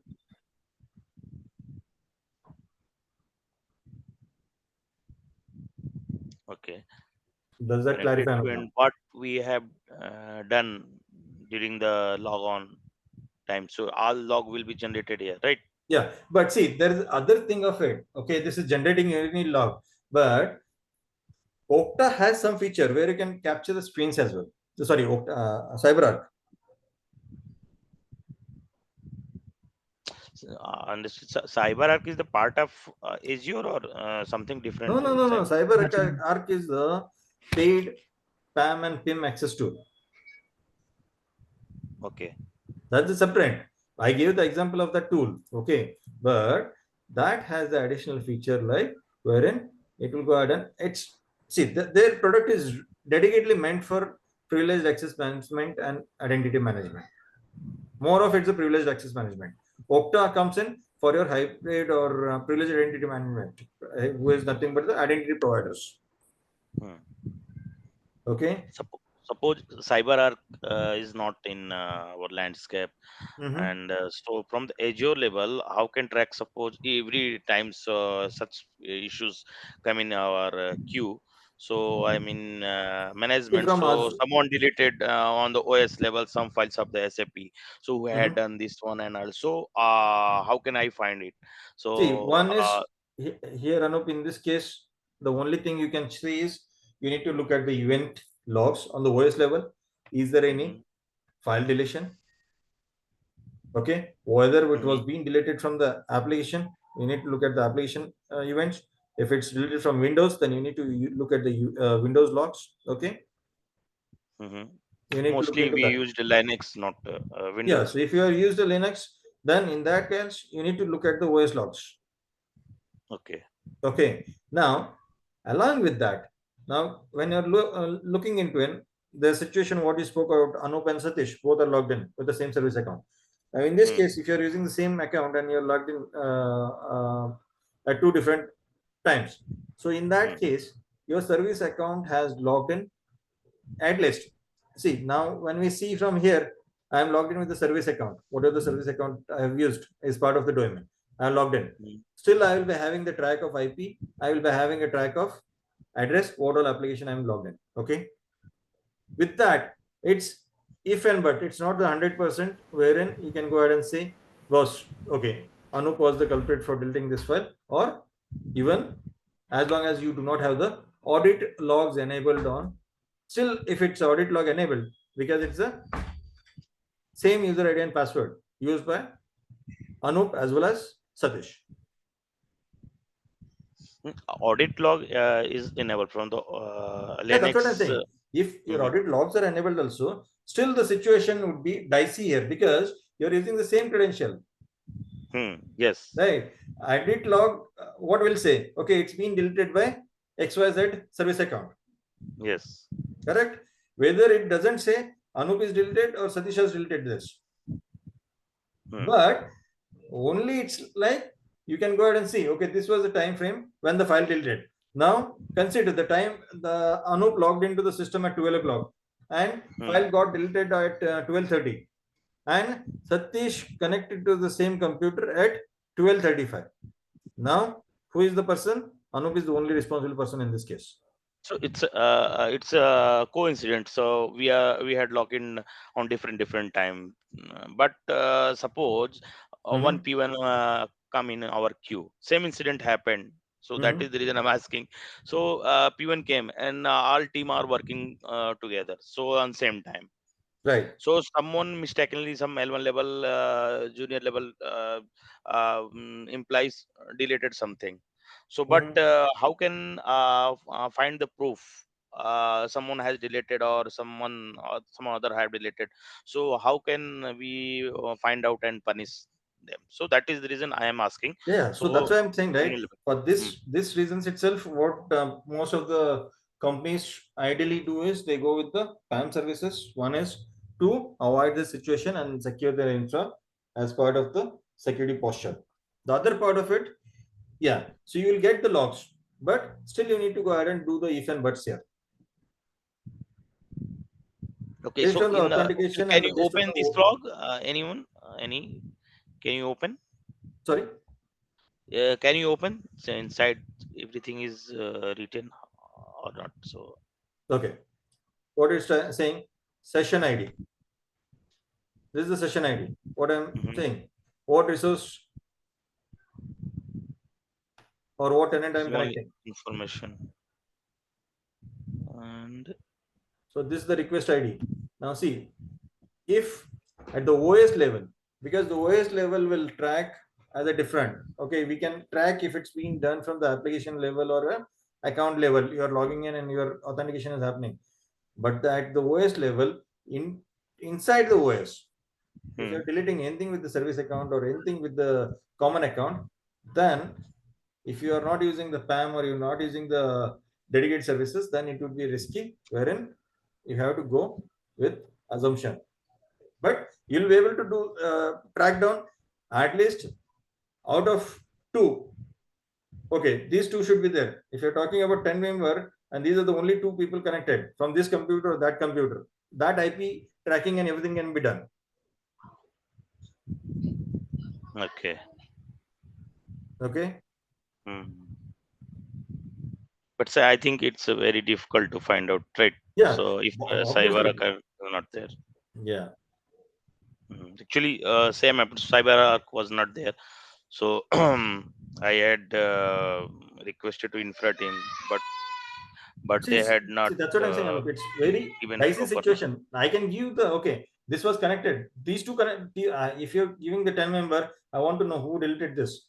I can say I can go ahead and look at the audit logs and I can say Anup and Satish were the only two people who connected to this computer from these IPs because Satish IP is this, Anup's IP is this. I can track them to that level and post that these are the two people who established the session to the and this is the session time which was been established by from this computer at this time and that's what I can go ahead and relate in the OS level logs wherein user authentication was being successful.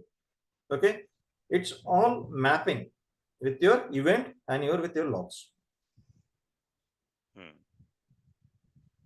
Okay. But you have access management tools, then that will go ahead and take care of everything because it will go ahead and let you know what's happening, who has done what. There's the recording features also for that. Hmm. Hope that answers. Yes, understood. Any other doubts, guys? No, no for me.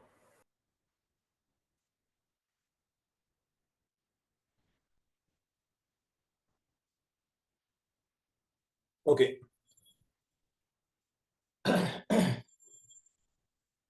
Guys, have you ever used the password manager? Yes, yes, we are using that. For what reason? To reset password for particular domain, like if any like AU account got expired, so to reset that one, like multiple domain written there, so we have just picked those and resetting password. Even the Windows password also, like login password, all those. Okay. So even password manager is used to save your passwords. Password vault. Yeah, password. Right? Yes, no, Mita. Yes, sir. Okay. So password vault is used for saving your passwords. In sense, you want to store your passwords so that you have hundreds of accounts. Now, Anup manages consider 15 clients, and he has uh, all these clients have them different accounts for the different reasons. For SAP, he has something. For Windows servers, he has something. For consider there's a service account for each application in SAP. Consider he's managing 10-15 modules as part of it. So he has 10 different service accounts. So all this thing, it's not easy to remember, or it's not easy to set the same password, because sometimes consider this client's password is expired and this might be something else, right? So what you do, you have a password vault wherein you go ahead and store your passwords so that whenever need, just you copy there from there and paste it and go ahead. And when you change the password, you go ahead and update the vault for the same reason. Okay. Yes, no. Yeah. Okay. Same way, Azure has something called as a key vault, where you can store your keys, passwords, everything on Azure. The key vault will help you to store the credentials. We spoke about user managed identity and uh,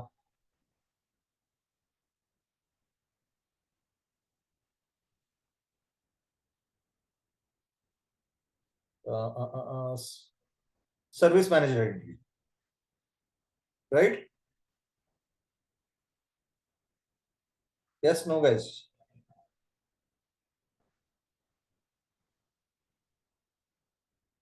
Yeah. What is user managed identity?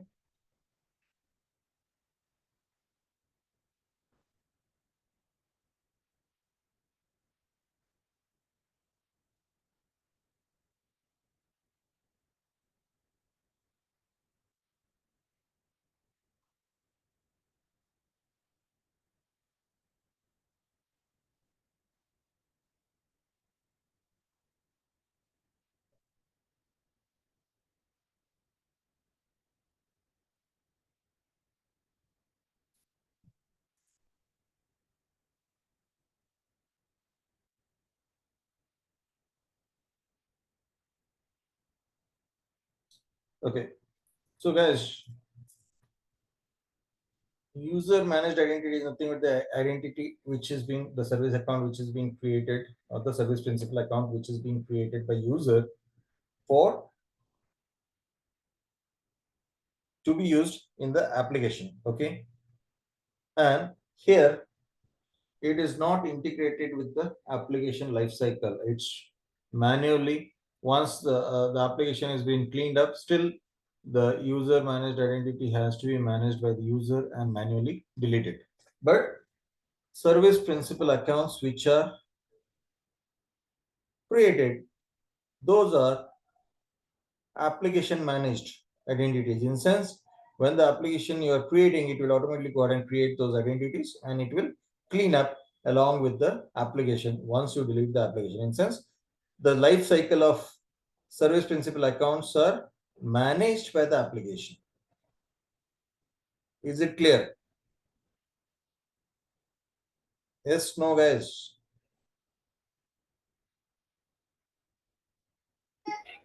Yes, sir. So now these require the password, right? These passwords are automatically rotated, and these passwords are stored on your key vault. Okay. Now consider, even you have you create a website and it's a secured website. So in that case, it requires a certificate, right, to communicate or uh, access from outside? Yes, no. Yeah. So even these certificates are being managed as part of your vault. So you can store your certificates, you can store your credentials, passwords, and everything there as a vault. That's nothing but the password safe for vault what we carry. That's what is being said as a key vault in Azure. Clear? Yeah.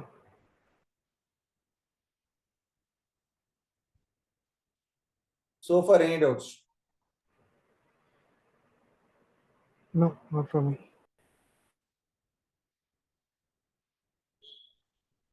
Okay. So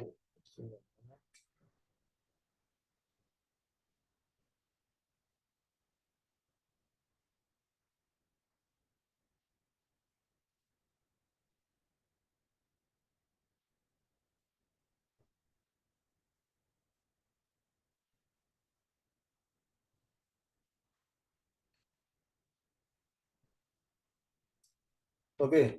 So guys, we'll continue the next session. So let's take a quick, maybe a 15 minutes break and be back. Okay.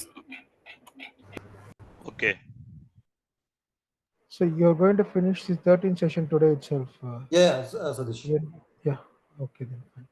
Because So 13th I can't make it up because that's on weekday. I have my morning time. That's what I just thought. Okay, fine, got it. And I have one query over here. I'm just sharing my screen. okay, please.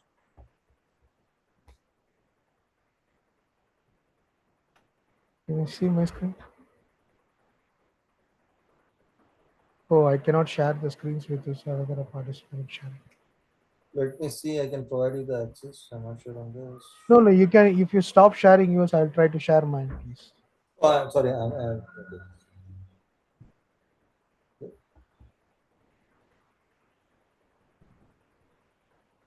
Okay, can you see my screen now? I can see the screen. Please. See, previously I was just taking after finishing the session, I was having the question and answers. That's what exactly.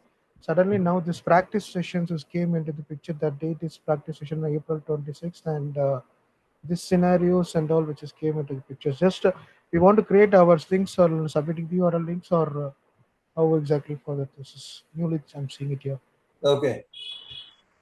So even I'm seeing this today because today only I logged in after last week. So Okay, let me that's look into it. Okay. yeah, that's what Detail. actually scenario this one.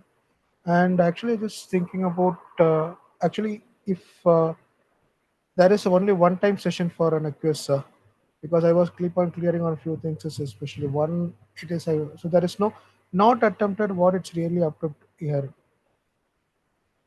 This one, if what about some exams when you're typing up, they'll give an options for it. One time, okay, if I fail it, second time option, I'll be passing in such a way. Mm-hmm. So in that case, I just thought, okay, let me take about the second one because four things which I done it, and fifth one actually I'm practicing on this one. Okay, here that is 160% is code, so it is showing it's non-attempt. I cannot take the second attempt and all, right? Is it not like that, or how exactly it is?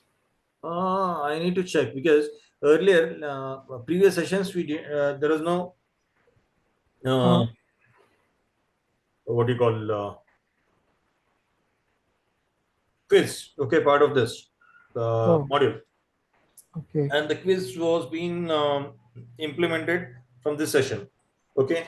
Now the practice Oh, link what they've added. This is fine. I'm not sure the quiz is fine, but I'm not sure how many attempts they are allowed or whether they will open it post the session or how it is. One more time, I'll okay. say. Just two questions. One is for this one, and second one is for only one attempt is for each and everything. Because second attempt, I'm not getting an option for it. Okay. Yes, Rest of I'm only seeing, yeah. same thing. Only first single attempt is allowing. Yeah, that's what I just seeing it with informations here. Yeah, overall for one quiz you have one attempt, and this not attempted is I think it's the questions you haven't submit any answer. Okay. skipped questions. Yes. Okay. Fine.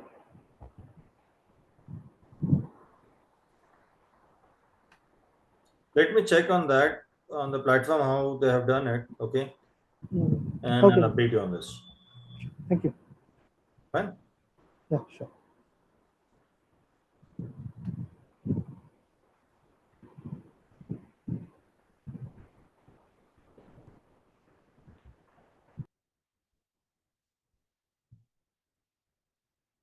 Any other doubts, guys, or any questions?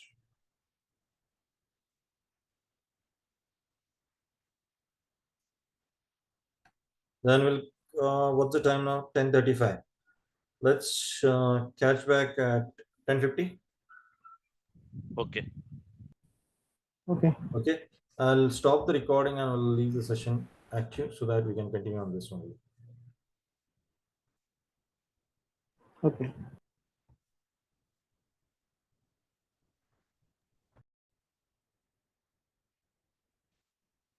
So once everyone is back, let me know.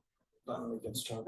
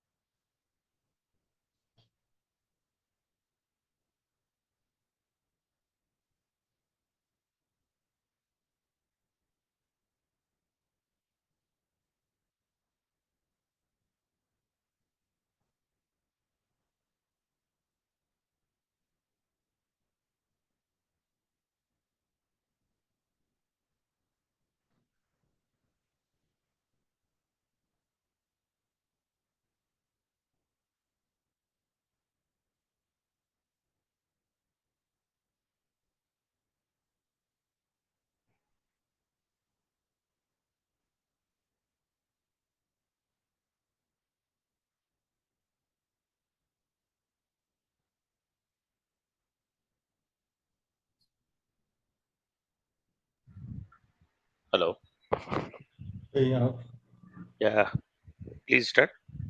Yeah. So is everyone back, guys? Yeah, everyone, I think, back. I think. Nita, Astosh, Tejas, Gautam, Yes, back. Yeah, we are here. Pranav, Pawan, Rohit, Tejas.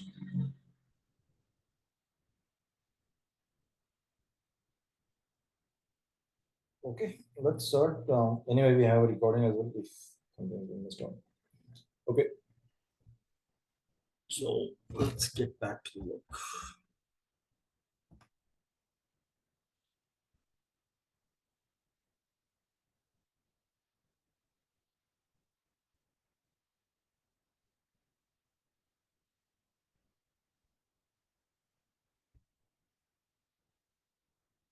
Let me know once you're able to see the screen. Yeah, it's visible. Yes, visible. And you can see the curriculum page, right? Yeah. Okay. So now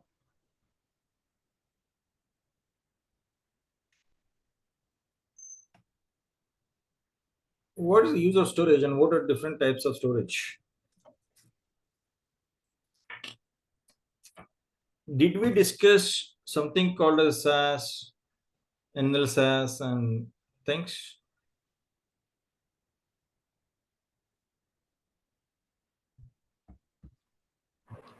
In first sessions, we discussed about SAS, ice cassis, is all everything. Okay.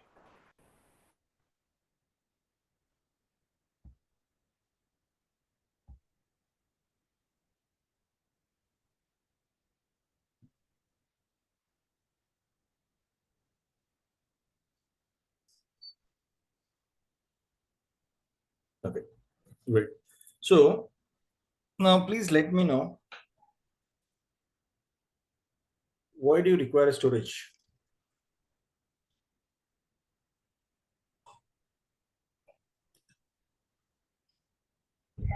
To store all the data.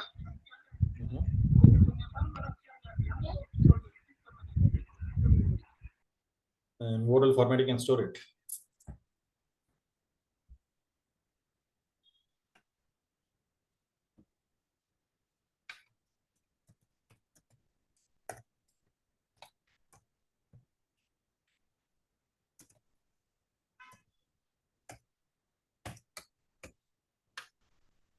What all formats you can store?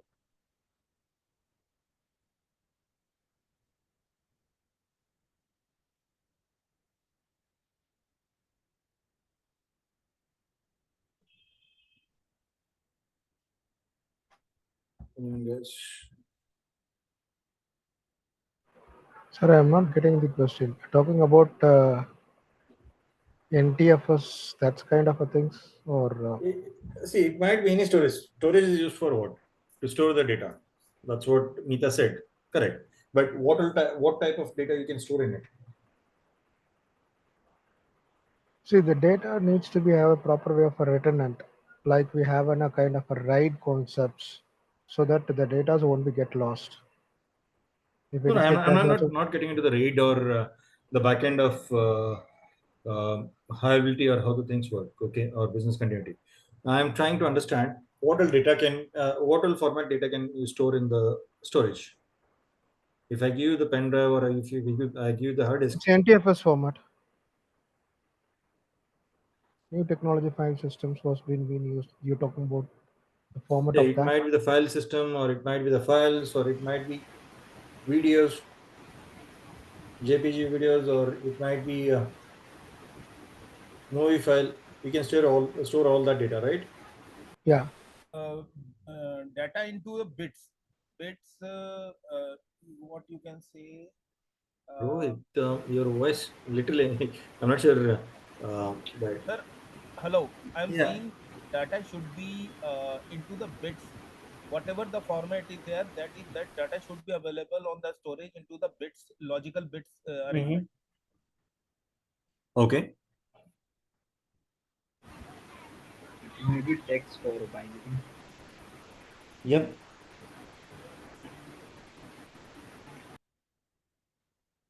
Guys, is it my problem or because I see even Bhuti was talking to, but even his voice is low. Or any issue with the link? I'm not sure on this because I can hear. Same for us. Sorry. Same for us also. Okay. These two I can hear guys. Ashutosh clearly. I can hear Satish clearly because Satish has a mic, but whenever he takes off from the mic, he's very clear. Anup is clear. Mita is clear. So just want to make sure it's not the from my end. I think, sir, I think my laptop is old, so I think mic sensitivity is less. Okay. Okay. Bhuti. Fine. So you're trying to say something, Bhuti. Could you repeat that?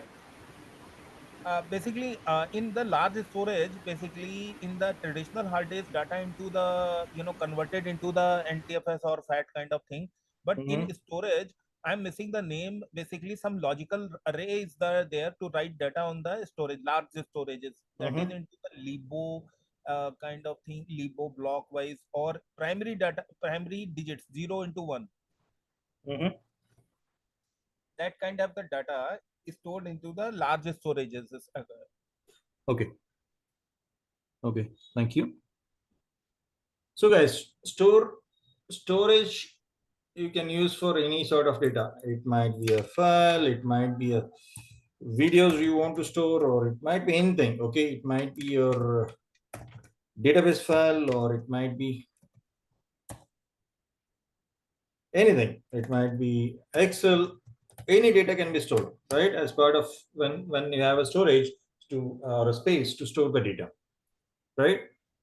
Now, Azure has 4 different types of storages. Instance, what they do in Azure, one is called as a blob. In blob also you have two different things. One is page and append. The other type of storage is file. Other type of storage is queue, and the other type of storage is table. What do you mean by blob then in this?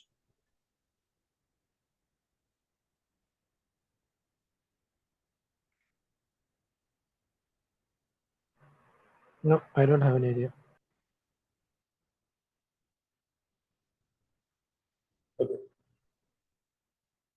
So blob is nothing but, in short, if I'm saying, if anyone is aware of the backend storage, what we spoke earlier during when we were discussing during the first introduction session, where we are talking about what are the different storages, block, and how you can establish the connection. It might be NFS, iSCSI, right? Yeah. And how the IOPS work. So if you see in that scenario, if I say block would be your blob, because you can store any data. It might be in the file, it might be in a structured, it might be unstructured. All data can be stored under your blob storage.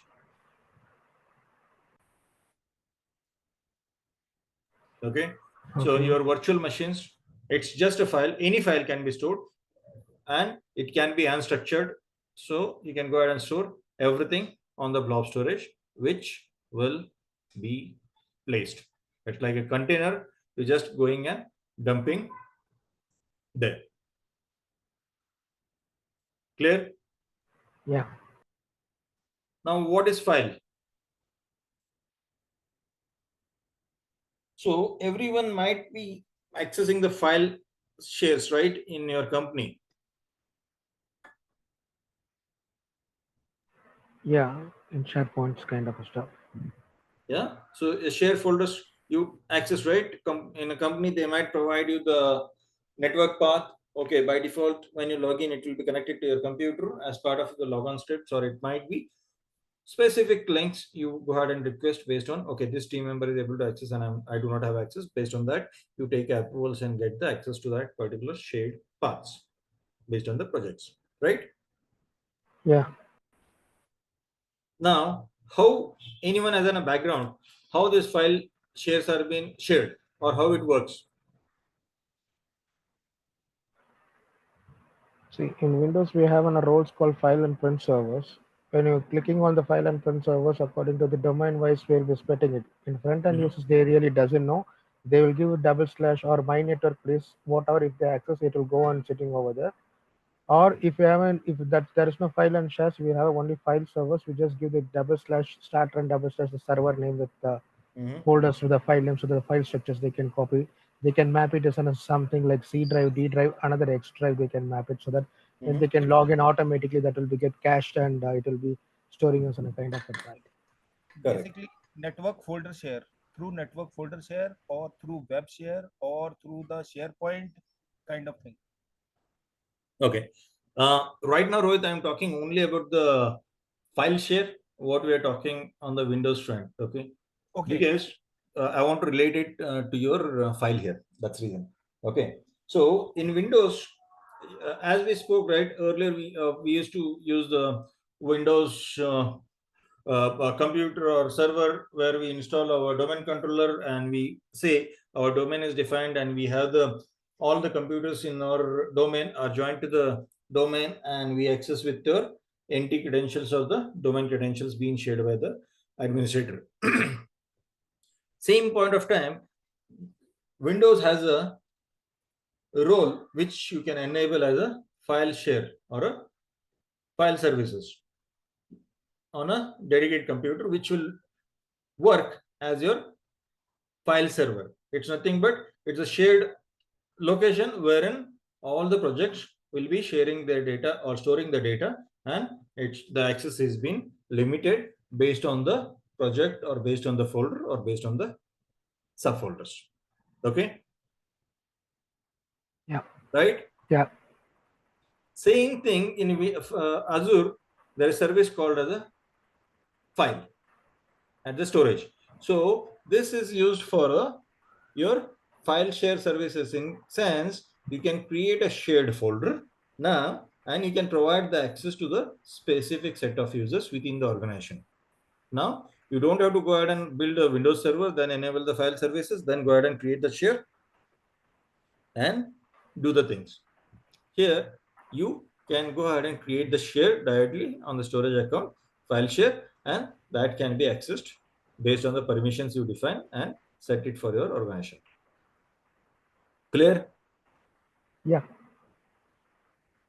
Okay. Now, what is queue?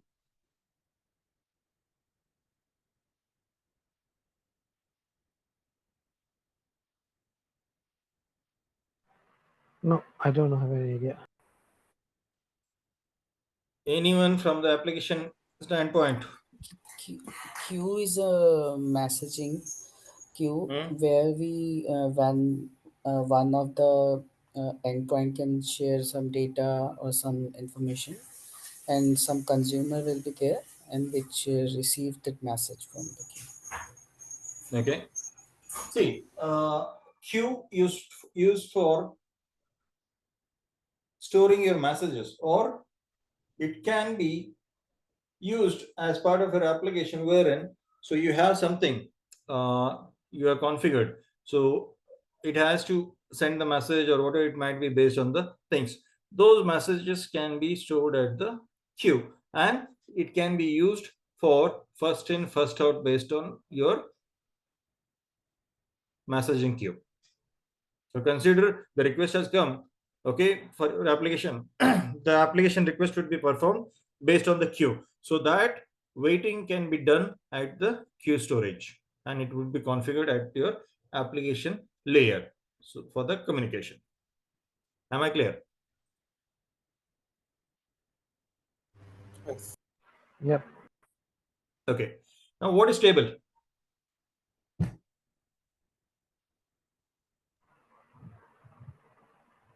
It's specifically used for SQL or Oracle and SAP's kind of stuff. Some structured data. No. Yeah, it's used for database.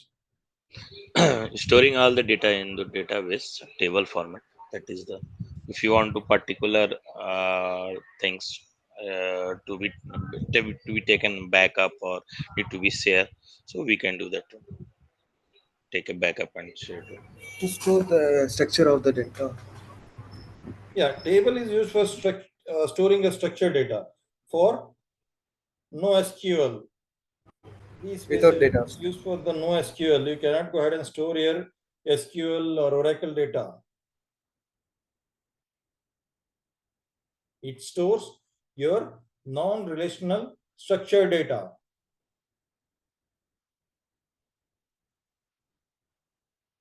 So someone uses NoSQL for specific project because they don't want to invest high on the SQL and other stuff. Okay, in that case, this will be the best when you're looking at the solution. So it will reduce your cost.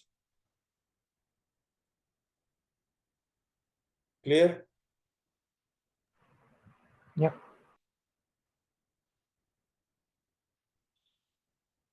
Okay.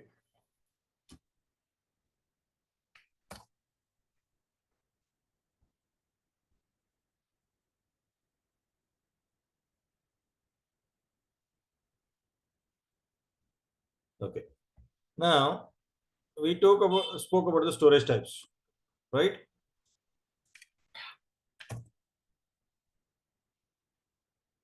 What is replication?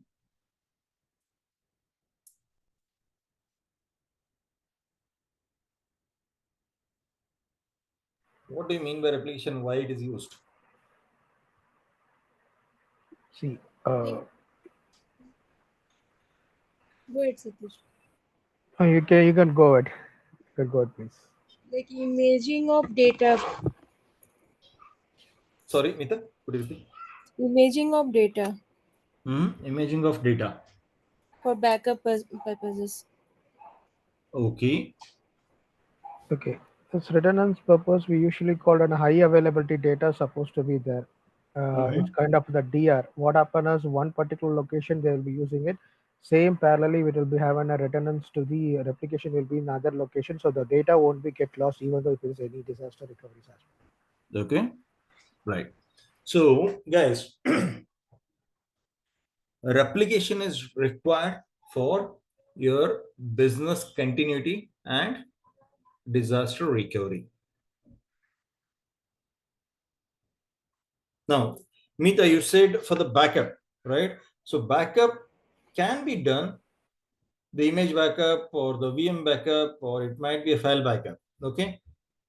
But that backup is not replicated to secondary region or so, right? Wherein the backup is locally. When you replicate it to second region, then that falls under your disaster recovery plan. We'll come to that. What is disaster recovery and why you need? Okay. Or else let's go with disaster recovery first, so that it will give the clarity what is business continuity and what is disaster recovery, so that the doubts are being cleared properly. Let me bring up the image. Sometime we spoke.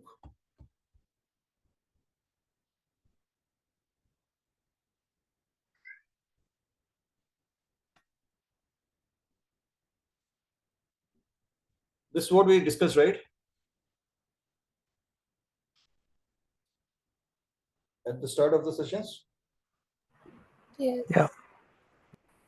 Now, Meeta, as you said, you want to take a backup.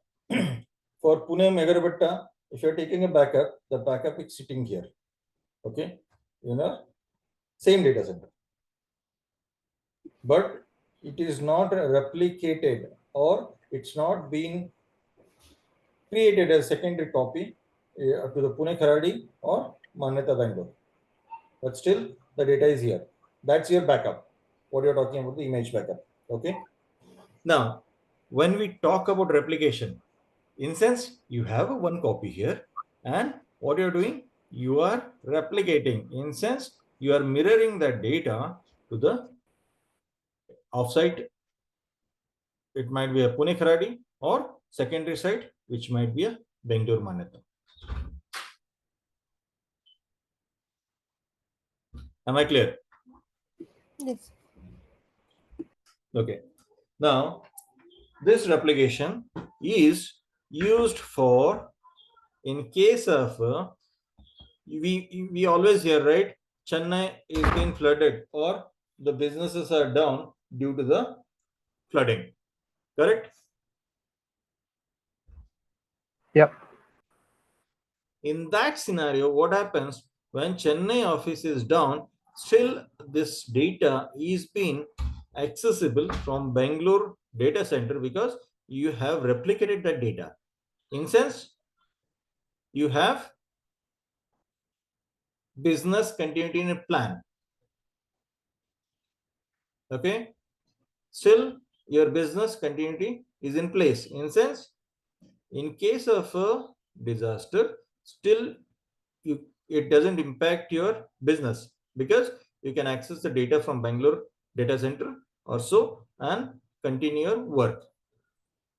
Or else these guys can be shifted to the Bangalore and they can work from the Bangalore office. That's nothing but for them, Chennai people, it's a Bangalore is a offsite. Correct? Yeah. So that's your business continuity. Now, same example where Chennai is flooded and complete data center has been submerged with water. Now, in this case of thing, you want this data because you want to bring in the applications which are specific to, we spoke about these applications, right? So this is only specific to Chennai, but it cannot be, it's not been placed in a Bangalore or Manyata. Okay, those are specific to that particular location. So such applications can be brought up in Bangalore data center with those replicated data, and you have a set of procedures to perform that task and bring those machines up and running in this data center. That is called as a disaster recovery. Is it clear, guys? Yes, sir.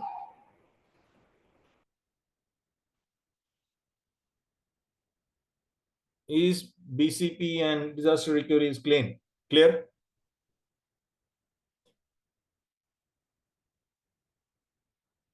Yep.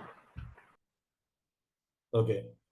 Now let's go back to our storage. So now in this, we have something called as a replication, which is being replicated, right? So Azure has something called as a replication. It can be replicated.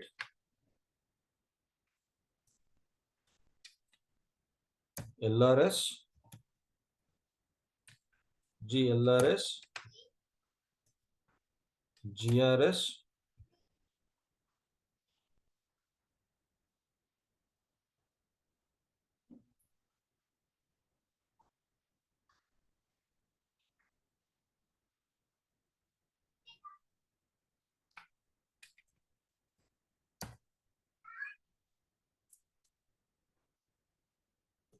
no.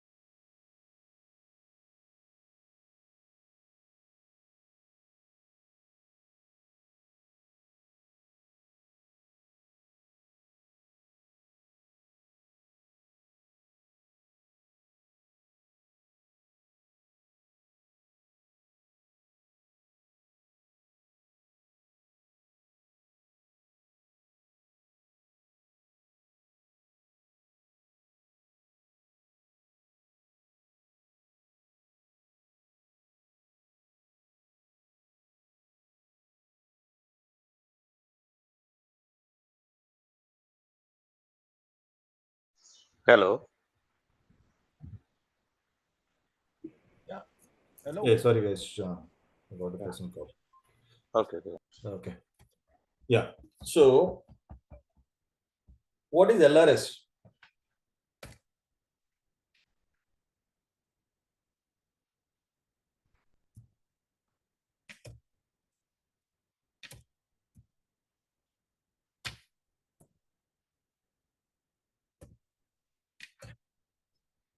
Anyone? What is LRS?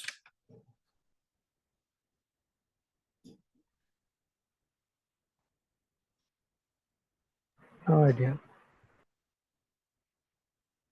So it's called as a local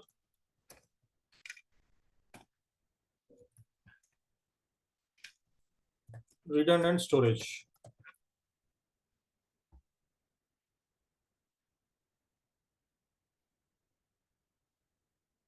Okay.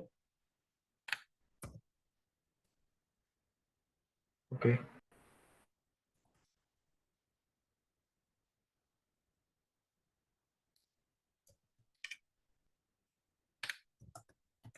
So it is global redundant storage, and RAGRS is nothing but read access global redundant storage.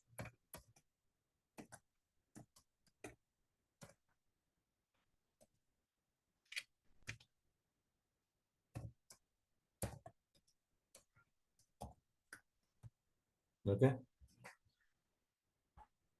So what happens in this scenario? The storage account which you are creating, if you are creating the storage account local only for that region, so the data would be available only locally. In sense, if you delete anything, will not be able to restore, or in case of a disaster, okay, you will not be able to recover. as long as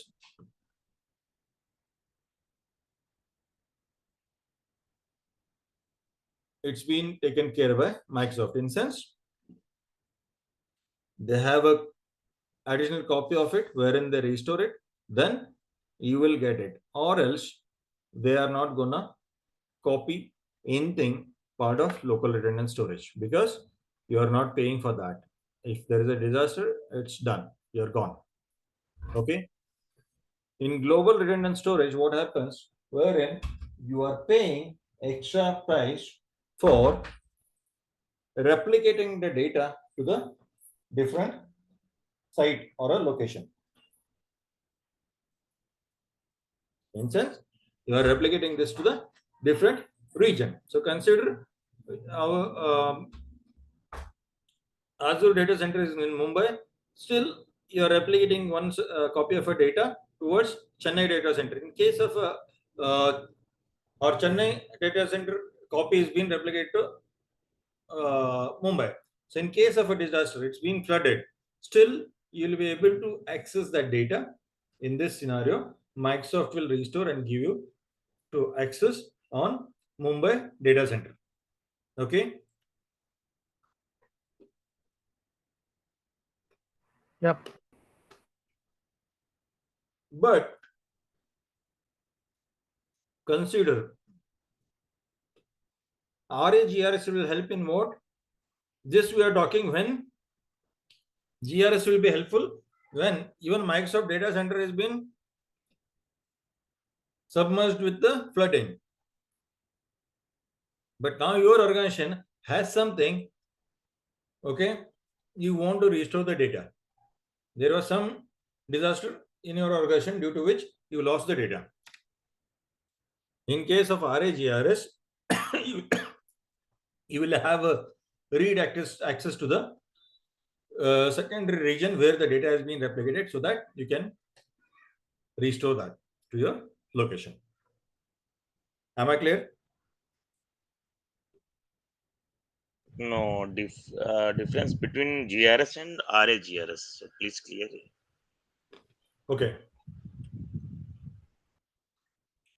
What we said, Microsoft has a data center in Chennai. Okay.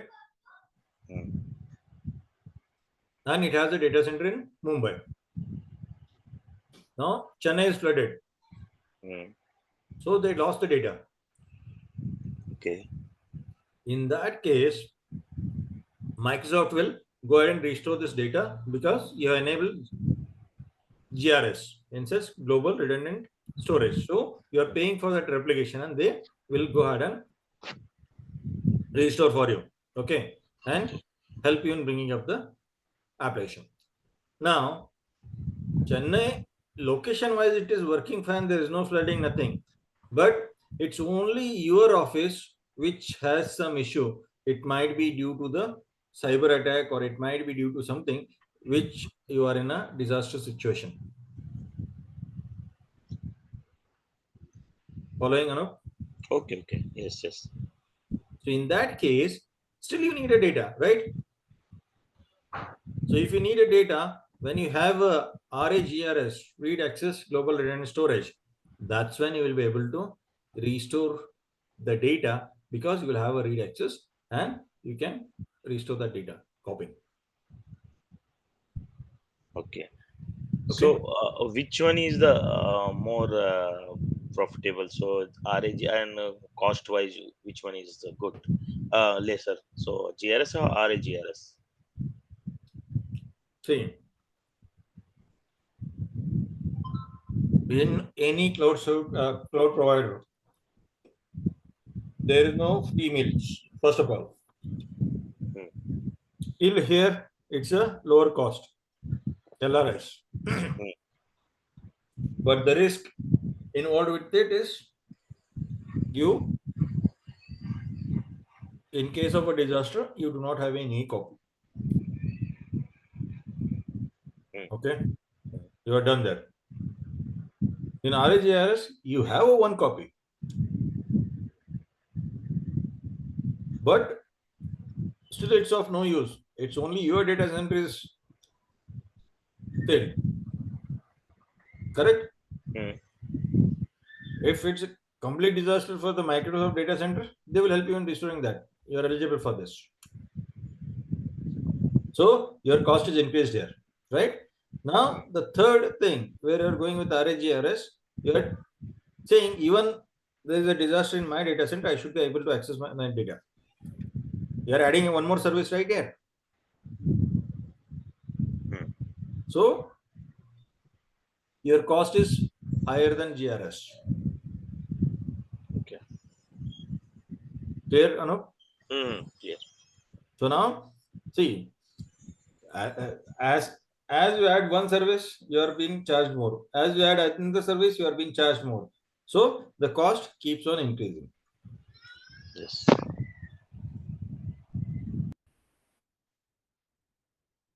Hope that's clear, guys. Yeah. Any doubts on the Azure storage or the storage account replication thing?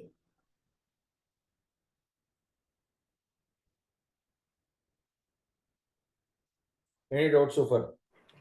No. Okay. Let's get into the portal. I'll show you something.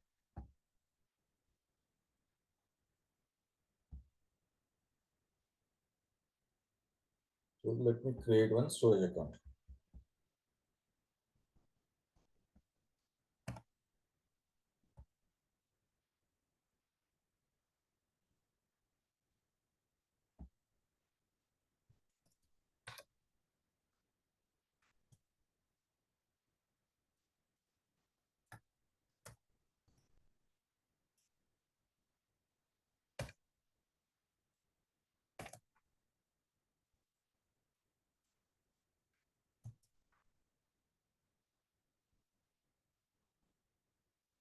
Okay.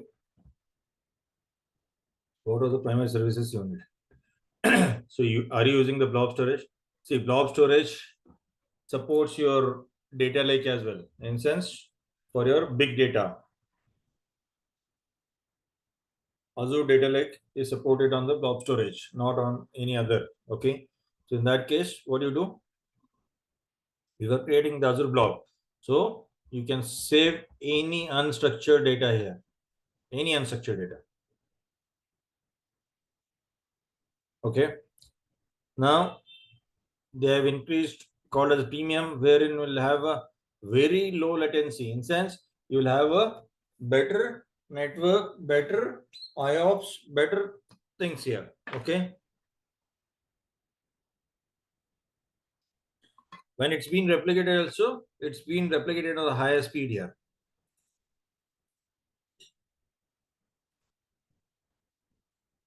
Clear? Yep. But one thing, like VM and all, when we are creating it up, right hand side, we're getting a pop-up screen, how much is the money, everything is generating. But regarding for the storage, the calculation, how much money is going to take for this much of the capacity? Is this will be calculating like a terabyte or See, regarding you for the can, speed is how exactly this? Satish, you can store up to terabytes, you can store up to the petabytes also in this. Okay.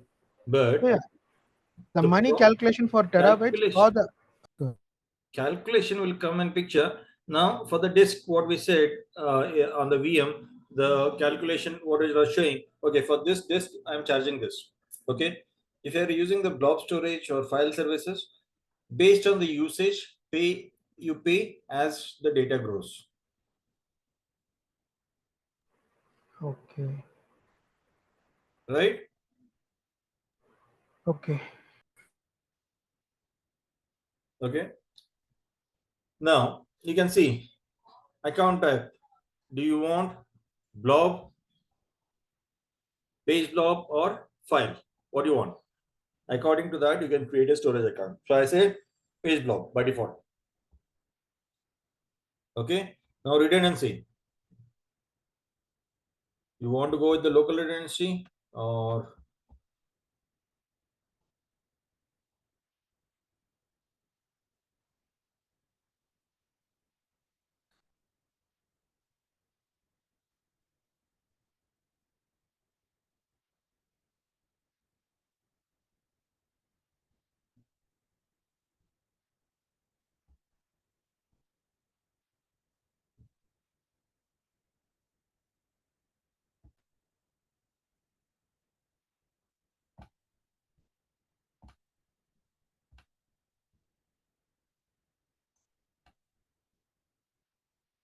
It's not doing actually. Let me try on the other.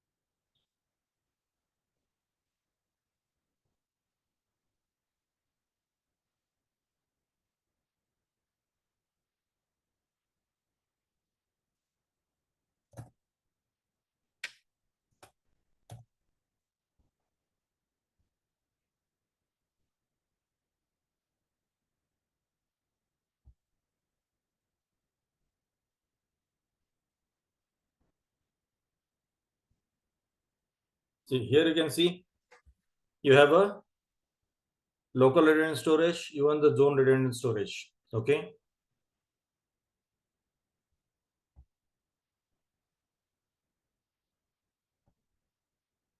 And if you see in premium, you have local as well as zone redundant. In sense, within the specific region, two different data centers still you can replicate. Okay.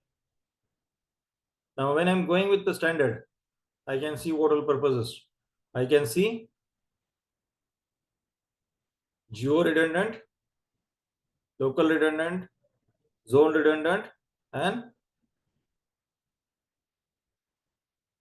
geo zone redundant. Right? I can have a one region to other region. Even if you are scheduled the application to run on different zones at two different regions, in that case also, still you will have the data replicated between within the region two data centers, outside the region two data centers. Consent with the different zones what you have scheduled. Clear? Is it clear, guys? Yes. Okay. So now, in this, as we said, did we discuss about encryption at any point?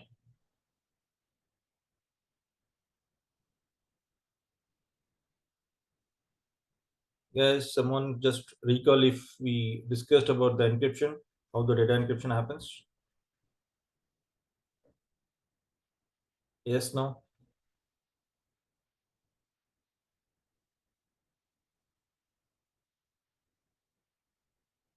Okay, so let me bring up what is encryption first, and we'll get into it.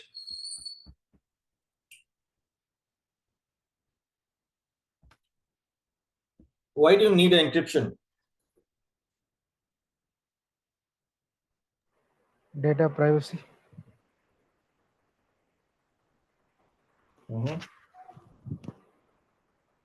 More secure.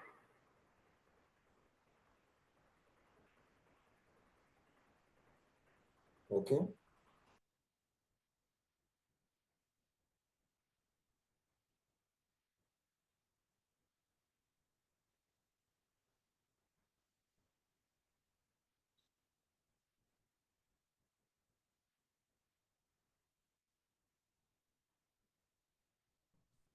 Okay. Encryption is required to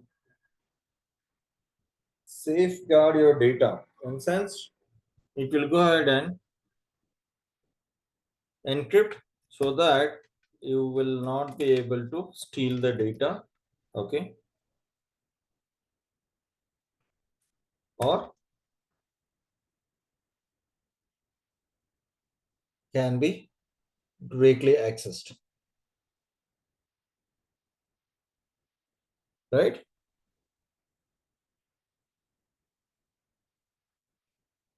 Yeah. So what is BitLocker doing then?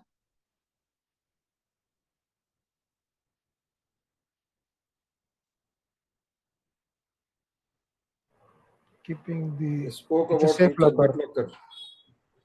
It's a safe locker kind of a. So BitLocker is encrypting the data, right? Yes. Or your hard disk. Yep.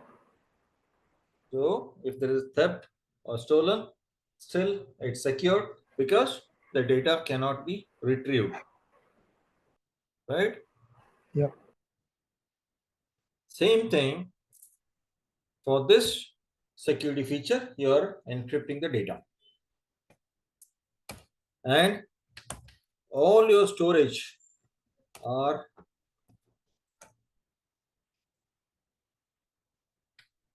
enabled with encryption at rest. What do you mean by that?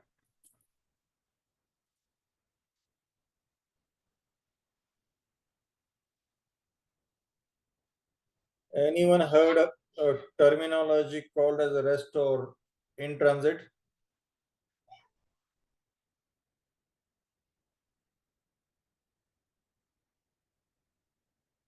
No one? No, I'm not. Yeah, no.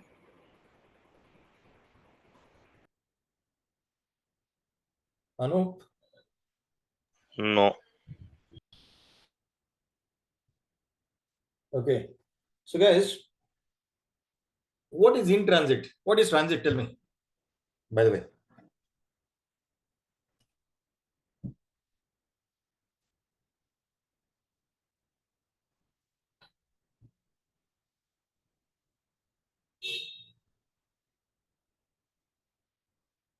What is transit, guys?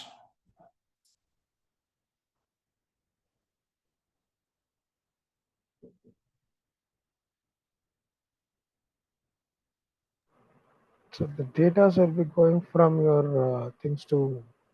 No, simple, Satish. We will not go with the data. What is transit? It's just a transport. You see, someone might be ended saying, okay, I'm in transit. I'm in transit. They're moving from one place to the source to the destination. Basically, Sorry? transit is input output. Mm-hmm.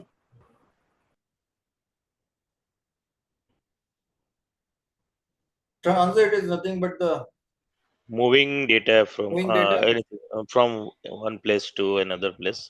So between source and target, if you are in mid of the path or way, so that is the transit.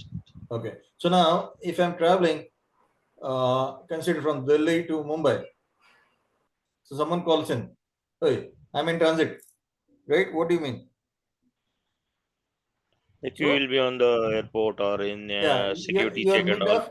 mid of your travel. From your Yes. home, you're out, but still you haven't reached your destination. You are still in transit, correct? Yep. Yes. So when we say in transit, it is nothing but the data traveling. In sense, when the data is traveling. What do you mean by traveling? In sense, moving data. So the destination is Anup's computer and the data sent is from Satish computer. In that case, it's in transit, right? Yeah. Yes. Yes. Now, once it reached Anup's computer, then the data, what will happen? It will sit where? Anup's computer or destination location or a computer, correct? Yes. Yes, Yeah. no. Yeah. Now, this is called as a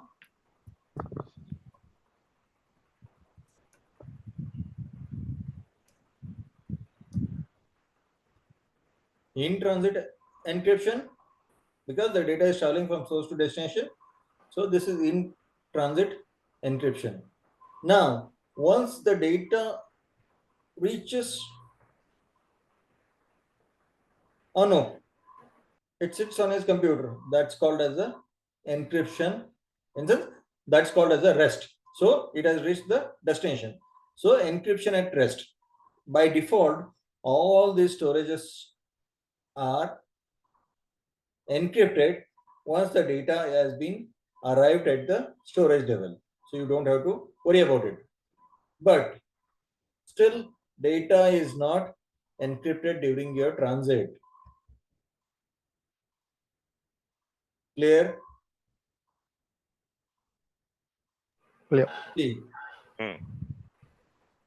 So this is REST API. So leave it about the API. But by default, your storage encryption is at rest. In sense, your storage is being in by default. All the storage provider they do on the cloud is they encrypt the data as the rest.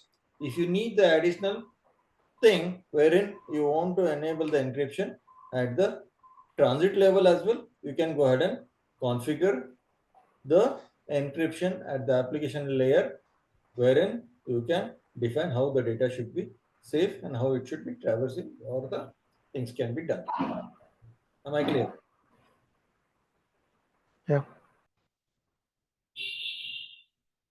Any doubts, guys, so far? No.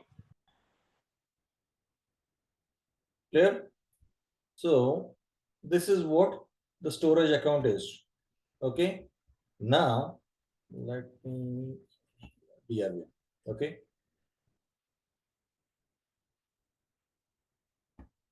I built one VM. Okay. We are talking about backup and disaster recovery now. Already we covered the concept how the disaster recovery and backup are, but I'll go and show you how it can be done. Okay. Yeah. Hmm. While it's starting, I'll show you the backup here. What I have enabled. So I have enabled the backup for this. Okay.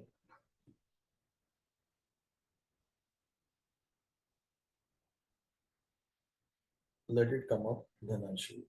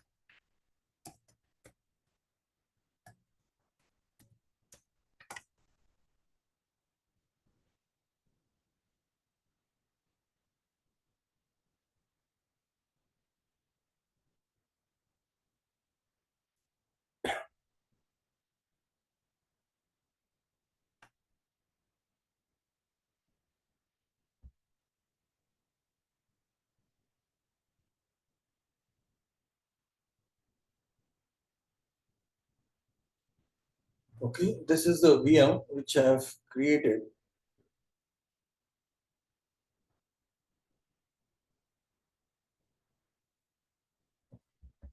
So now, see, any backup or you need to create a disaster recovery, you need a site recovery account. What you need?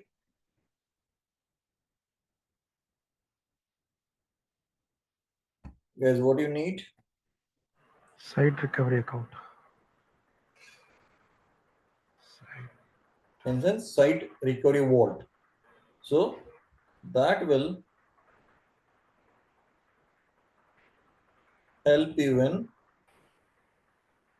creating a backup or replicating the data. Okay. If you see here,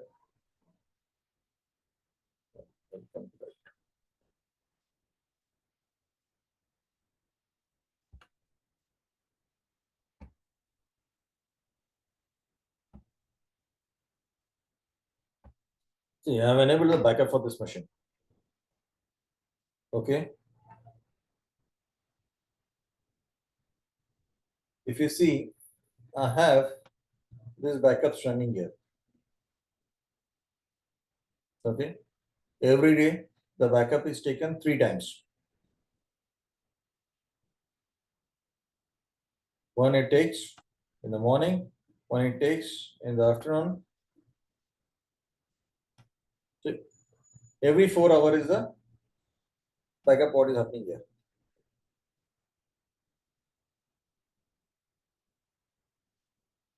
Okay. Now, if you want to see the restore points of this backup, can go ahead and see the restore points. What time the backup has created a restore point. So, if you want to restore the specific task, you can go ahead and restore them. Or you manually can create a restore point for the particular machine.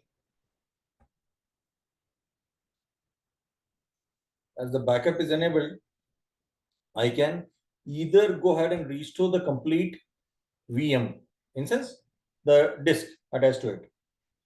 Okay. So here I need to select the restore point.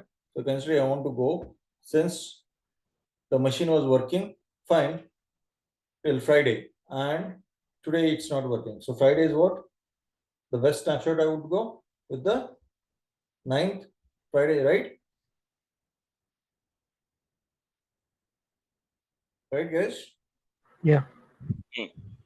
So I'll select Yes. the restore point which I want to go. Now,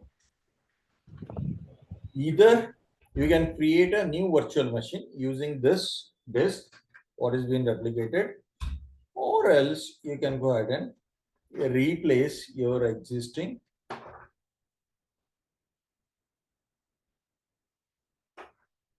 disk on the target machine. What it will do, it will go ahead and restore your disk or a VM to the target location. Okay. Yeah. Now you want to restore only a specific file. You don't want to restore a VM. You can do a file recovery as well, wherein you can go ahead and select a Friday date. What we're saying is it was working. In that case, I need to go ahead and download this executable. Okay. Once you download this, you need to run this executable, and it will ask you for the password. That password is nothing but which will be generated here. You need to copy and paste from the machine where you're trying to mount this drive and copy the file. I'll show you how to do that.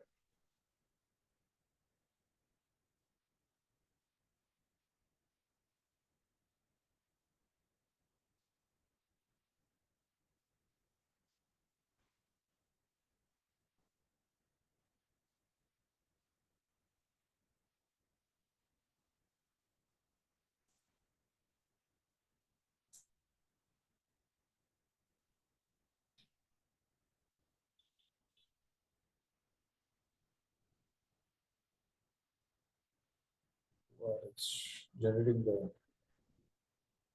script. That's for your backup. Okay. How? Either you can, okay. So I can download this executable. Now, once I run that to mount the disk, let me show you.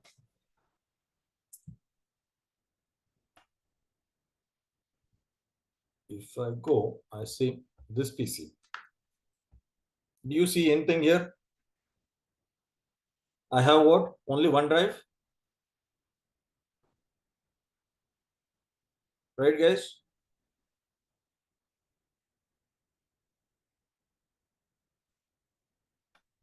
As you can see, only one drive, right? C drive. Yes. Okay. Now, when I run this, the machine from where you want any machine it can be, where you want to run this executable, where you want to mount it, you can run this executable. And what I said, you need the password. So I copied the password from here already. So when you run this executable, it will ask you for password. Enter the password. So I'm entering.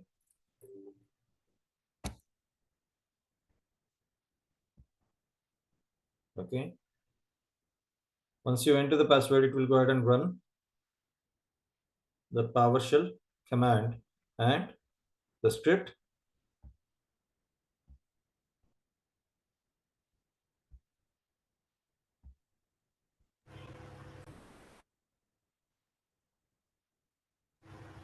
It should be run as admin. Then only it will be. Sorry.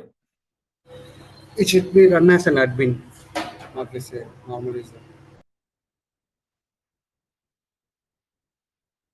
Not mandatory run as admin.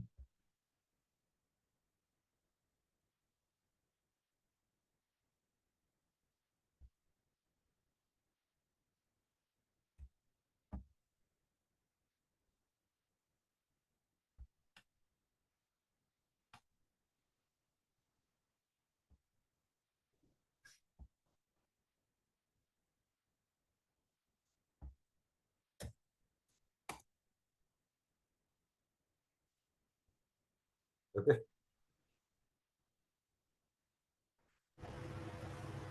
There's a PowerShell is there. Okay. You have to enter the password in PowerShell. Then only. It's going to the connection check and everything. Okay. And now it's mounted. If you see, it went through all this and it connected this particular drive as iSCSI on the target.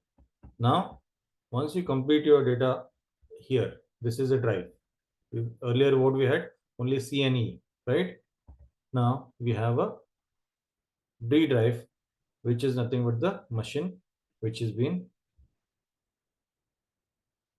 connected or the disk from this particular machine, right? Now I have all these files. Whatever the specific file I want, I can go ahead and restore from here, right? Yes, no, guys. Yes, yes.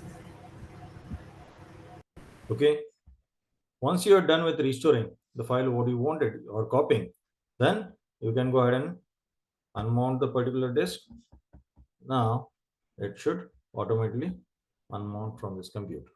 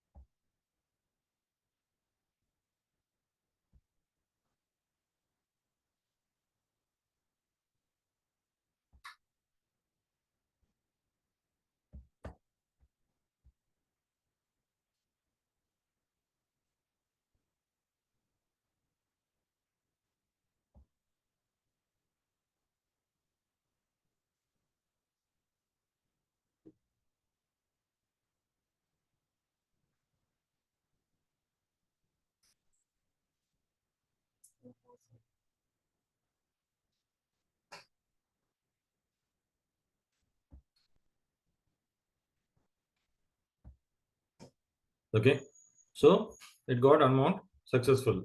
The data drive is been gone from here, right? Yes, guys. Yes, yes. Now, what is disaster recovery? We spoke about disaster recovery, right? In this scenario,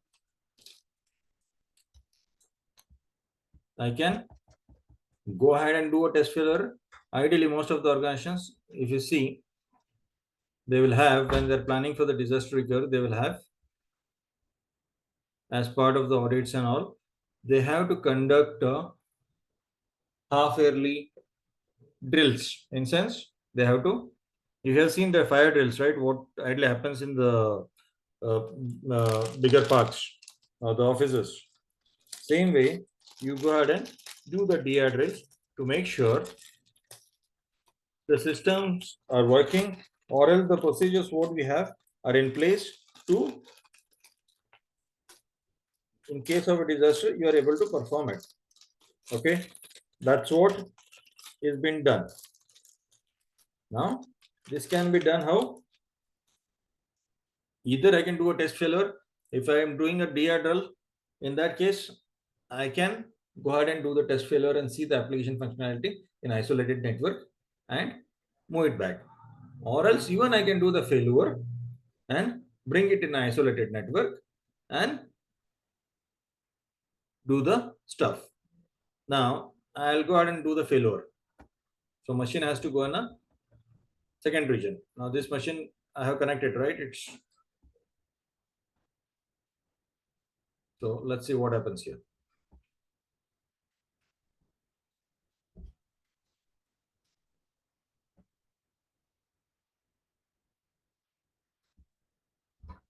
I'm saying shut down the machine before bringing the failure.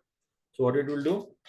It will go ahead and create a new machine, because ideally in the failure disaster recovery, only disk is being copied.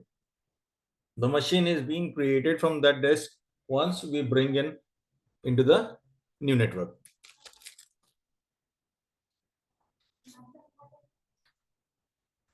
It will create automatically, or you have already created another machine and traffic will move to another It machine? will automatically create. Okay. I just clicked on a failure. Now, if we go to this task, what it is doing? Prerequisites. It did. Now, what it's doing? It's trying to shut down the other machine. Other machine in sense, the machine which I had. So if you see, it is stopped. We tried shutting it down. Right? Now what it is doing? Starting a failure. So in sense, if you go ahead and see in all the resources, DR machine. See, what do you have? You have DR machine in east to west, right? You have a disk, OS disk in east to west. But if you see the disk in south central is only the disk, which is nothing but ASR. In sense, replicated disk. You see here, you can see the resources. Right? It's replicated disk. Now, let's go ahead and do this. So once it starts, once it creates, so we should have a new disk. This is what it is creating from the replicated disk, ASR replica. So it's creating from this. Okay.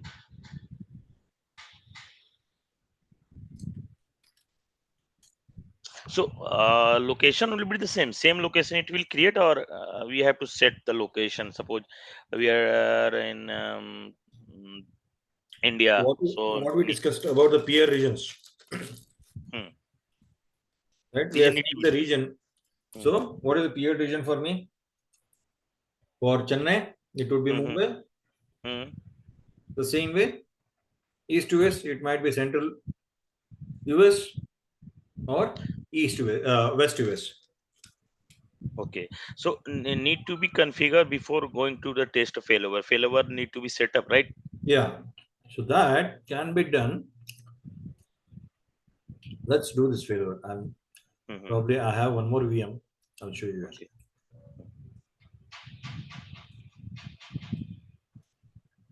So I want to set up a DR. Now, these are secure availability zones. No, I am not selecting any zones. but I want to replicate this machine to currently where this machine is South India. So do I need to go and replicate to east to west? Not required, right? So I can say West India. Next.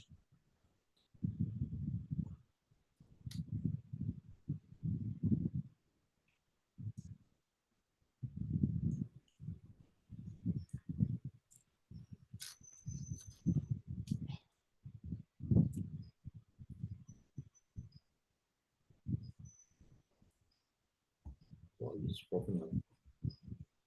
So this completed.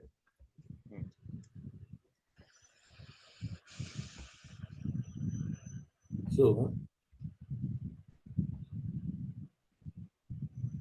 I can see two machines. One is the DR machine in east to west. The second, which we created from DR side. What we did? We nothing, right? We just clicked on failure. Now this machine has got created. Where? In South Central. Right?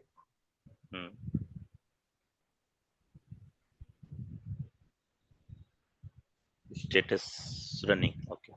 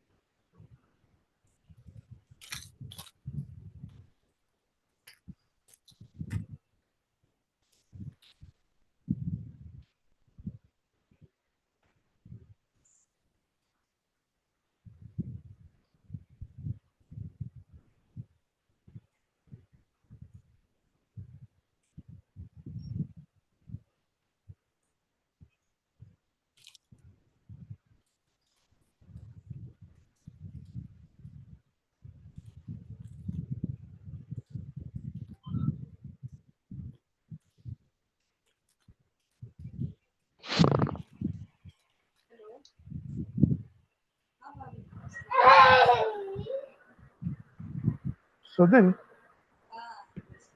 one small query. Yeah.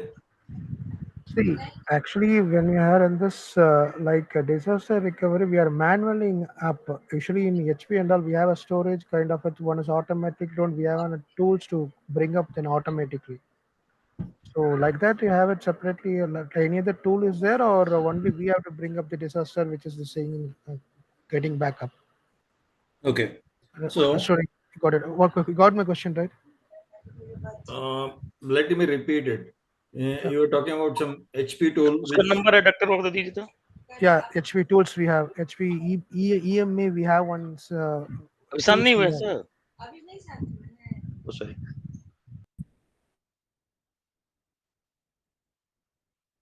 It was Satish or Anup. Question was? Question from me. Yes, Satish. Could you repeat that? That's all. Actually, in HP storage sandbox, we had it called DR tool is there. So we would do a DR testing in such a way so that we'll be shutting down when you tool that one automatically that will shut down the physical one automatically in DR location that will automatically get up by the tool itself. So here anything like this or we have to do it manually first? We are saying that tool will go ahead and once you shut down the physical location, it will bring up the remote location. Remote location, yeah. So that you see that's not the way here. If you are talking about VMware SRM and all that, they do it because you have SRM, VRM, we do in virtuals VMware, SRM we do it like that. Yeah, so SRM will do it, but here it's not like that. So what you're doing, you're going and enabling once it's a disaster, you go ahead and fail it over. Okay. Clear? Clear. So if you see here, I can start pay as you go. Okay. Virtual machine, single instance I'm creating because I want to enable the disaster recovery on this, right? If you want to create capacity group, you can create, or else you can just go ahead and use it. Okay. Next. And hit the replication. Now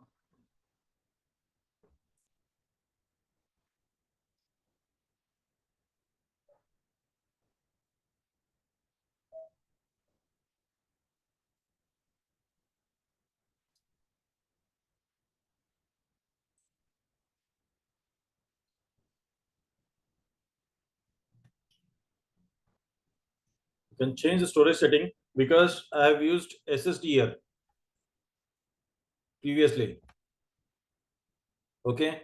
And I don't want them to be going to the standard HDD is fine for me, even for the OS disk.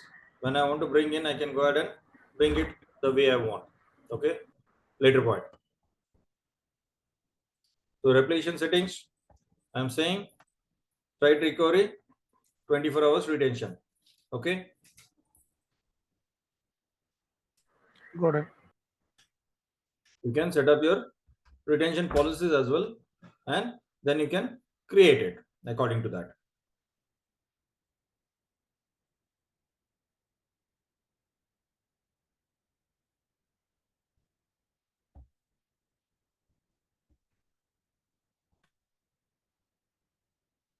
Okay. Once I start the replication, it will go through the process and do that.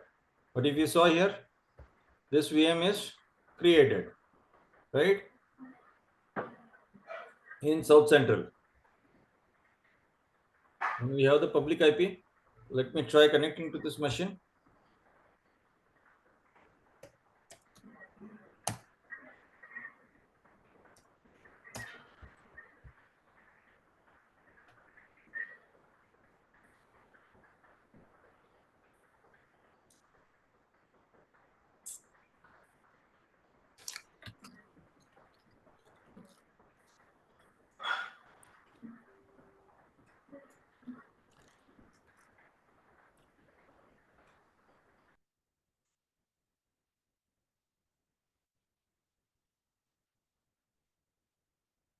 So basically, I have one confusion. So once you do, you have done like a failover. So automatically it created, or already before that you had configured the reason, and also already machine is have been that time created, and once you are doing failover, then primary to the secondary DR reason it is shifting. Only this once you are clicking on the failover, then traffic is only moving, or new DR machine will create. A new DR machine it is creating. Okay. So see, when you replicate, start replication, it's replicating only the disk. But when you click on failure, it will go ahead and create the VM. Okay. Because if you are creating the VM and keeping it, see, VM has your NIC card, it has everything, right? Host name is main. Accessing the host name, you should not have an differentiate host name. Sorry. No, host names should be the same. The DR side's host name, because when you're shutting down the primary one, the second one and taking up the host names should be the same. Yes. See, there's a lot of things when we talk about the DR, right? If we talk, so even your primary site, the network routing has to happen. Then there should be a cut off of the network, and the network routing should happen directly from the secondary site. Okay, all your remaining stuff has to be updated to the secondary site. Yes, like ADS, DNS entry, and everything. all different. Everything. So there are a couple of manual tasks. Okay, but some tools are there wherein automatically they take care of it. But when we talk about the actual DR and the procedure, there are a lot of steps. It's not only that, even if your DR site is in US, consider. So you have to plan on the DR drills from 6 months prior. So including your traveling tickets, who would be the DR team part of it, who would be the remote supporting for the application, who would be the DR coordinator, who will get all your documents reviewed and approved. Okay, consider you are the expert on AD. So it's your responsibility to go ahead and update all the documentation of how to perform the DR, how to restore the domain controller in the DR site, if you have to do it, if you have to perform through tapes, or if you have to perform through online, or if you have to perform through the replicated disk, everything it has to be documented. And once you bring it up, what all steps you need to take, perform to clean up the metadata and everything. All that information step by step would be provisioned in the guide. It would be reviewed quarterly and it would be approved by the DR coordinator. And there would be the person who will be, there would be he would be the responsible for communicating each and every step to the business, saying we started the DR, he will declare the DR, then uh, uh, how much progress has been done with the DR process, what all applications are restored, everything has to be taken care. Okay, even your logistic, if you have to travel to US, then your logistic, including your visa, the team who is part of the DR board, so who all has to travel, who has a visa, whose visa is about to expire and he has to go for renewal, everything has to be planned. That's how it will be. Clear? Yep.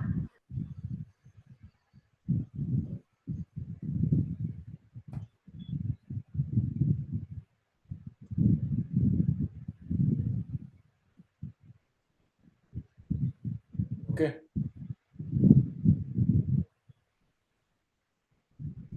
Any doubts so far, guys?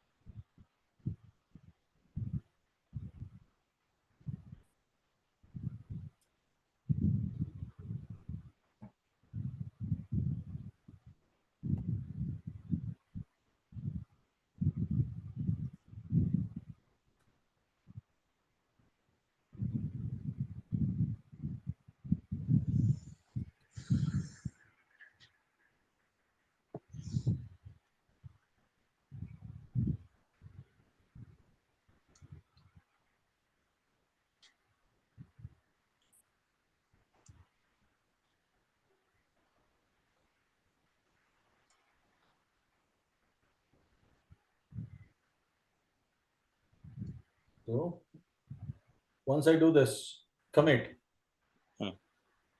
okay, I have done the failover. Now if I commit, what it will do, it will go ahead and clean up all your restore points. Earlier, still you have option to change the recovery point. In sense, consider your data is not working on this RTO. Okay, let me come to that. Failback. So there is option. There will be option for the failback also. Huh? Okay.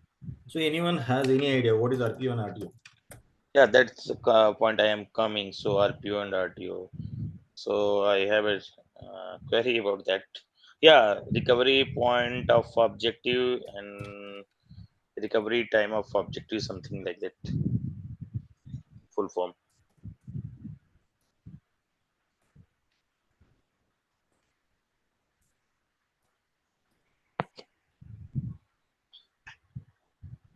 So consider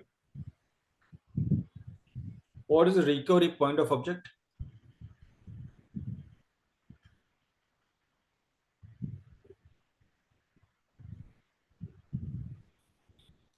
So recovery point of object is nothing but what are the restore points you have. Okay. So now if you see, I have these many multiple restore points, right? Yes. Hmm. So I can go back and select any specific day. Now I can go to the second, I can go to the other date as well and select the restore point. Correct? Because I have a restore points there.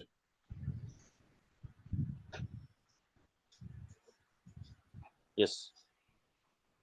Now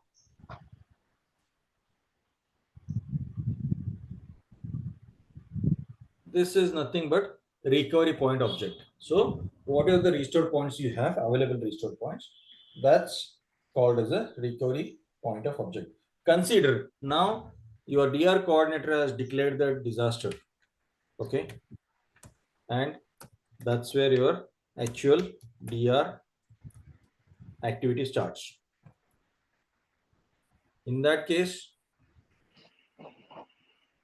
earlier only a predefined business can tolerate how much data loss.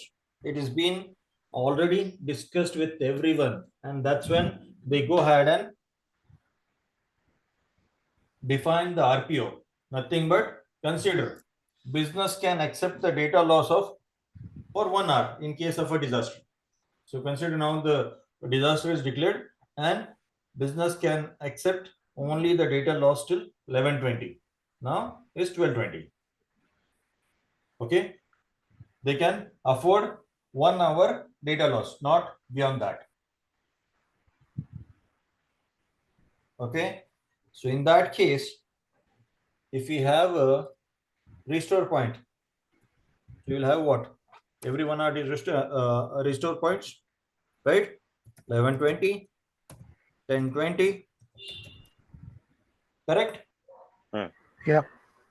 So whatever the time you have defined during your discussion, when you are building the documentation for disaster recovery, when you have taken a business acceptance, when you say 1 hour data loss, that's nothing but recovery point of object. So you can go previous to 1 hour and recover the available data. Agreed? Yes. As per the agreement, 1 hour, 2 hours. So Clear? hmm. So far it is clear? Hmm. Okay. Now what is recovery time of object? We said When business agreed for 1 hour data loss. 12:20 would be the when it would be stored. ETA time to restoration. Now we said business agreed for 1 hour of data loss since the disaster is declared. Now business also gave some timeline. Okay, I need my systems to be up and running in next, once the disaster is declared, I need all my system integrated with all the layers and I want the systems to be up and running in next 6 hours. 6 hours. This is agreed timeline. Now when you go ahead and restore the previous 1 hour data, business will be happy because you have the restore point here. Now when they say 6 hours, it is being not agreed because sometimes what will happen, okay, when you're doing the actual disaster recovery, the ideal time frame they keep it for 24 hours, okay, but it depends because what will happen, it's not only the specific application you're talking, okay. If you say in SAP, what all models you have, Anup? So multiple models. So as per SAP plus other interfaces like EDI, MES, and other multiple interfaces is there. So I think once disaster will come, then as per the RTO, we need to bring up all the interfaces and testing all included. So more than 8 hours to 12 hours, we need to do that. Okay. That is RTO. Yeah. So now, as I said, there are multiple interfaces. Okay. Now consider your payment gateway is with Paymatrix. Okay. And your SAP is integrated with Paymatrix.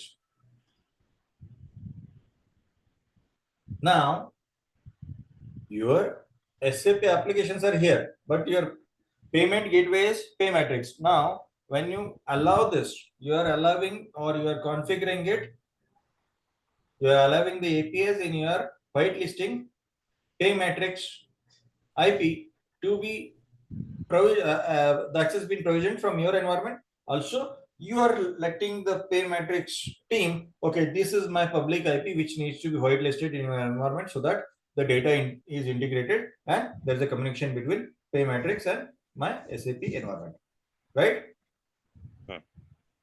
So now, when we talk about this, I can bring in the SAP environment in 6 hours. But now next part of it is I need to go ahead and integrate this information with Paymatrix. I need to go ahead and, because the IP what I have configured, the public IP, okay, consider that public IP is restricted or it's so now there are two factors. One is your public IP, one is your internal netting. Now when the particular location is in disaster, it's been completely down. So now you have to go ahead and bring in the new netting to your public IP. Okay.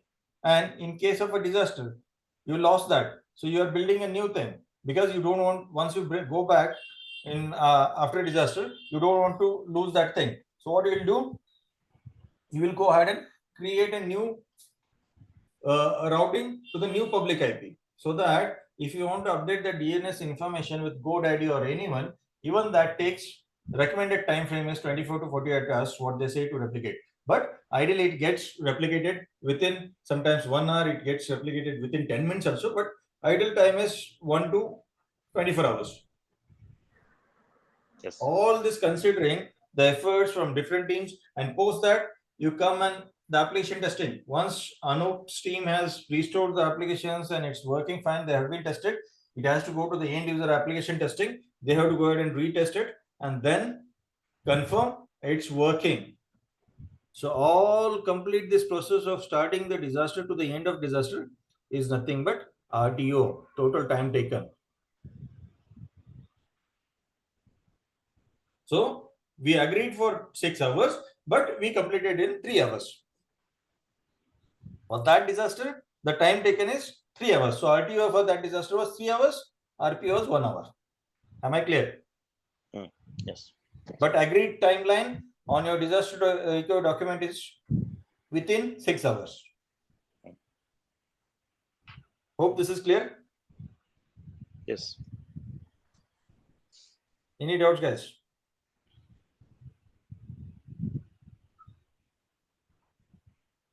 No. Can we proceed further? Yeah. Okay.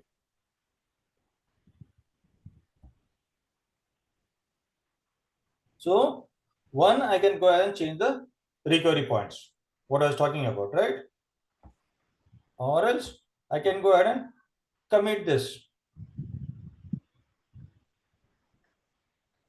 So now failure is done. If I commit, what it will do?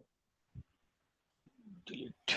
You cannot go back to the recovery point. In sense, you cannot restore the previous points. I say okay and commit it.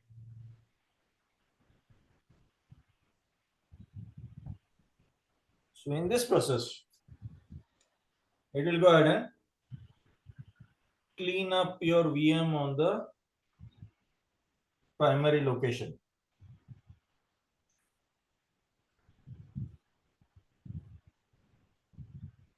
It means in system will be stored on the previous point. Yeah, previous point is stored, but you will have the machine. The DR site is your now primary site has become what? DR site, right? So now everything will be there. From there, if you want to re-replicate, you can replicate. Okay. So after committing, primary site will up and traffic will move to the primary site, right? So see, this is your machine now. Hmm. Failure completed, commit also completed. Hmm. Now what option you have? Reprotect. Deprotect. So you can go ahead and reprotect to Hmm. start the replication to the secondary site. Or Okay. else you can go ahead and disable the replication. If you don't Okay. want, now disable once everything is up, we'll test it and then we'll reprotect again. Clear? Okay. You need to make sure I'll be back.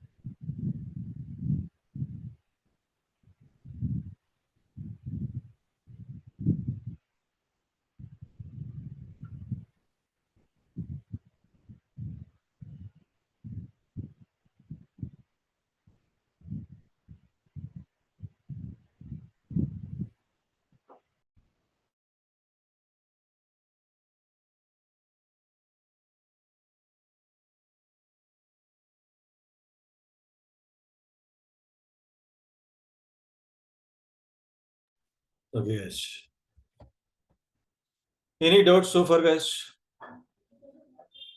No. No.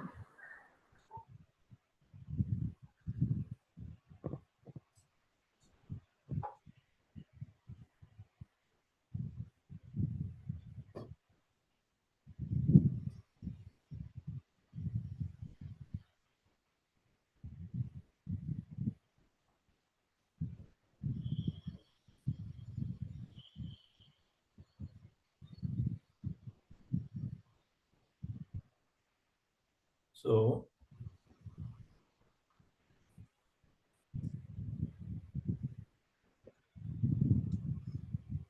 I'm going to replicate. Now the original machine is sitting in south central US and it's getting replicated to east US, which was the location. Okay. So as part of deployment, you can see the steps it will go through.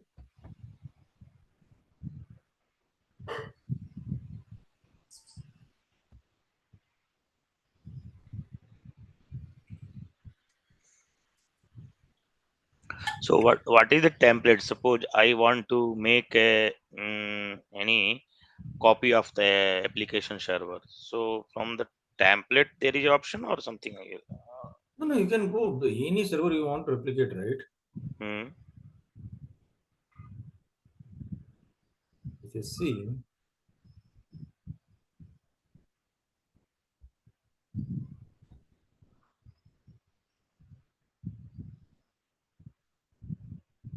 this is my machine. Consider.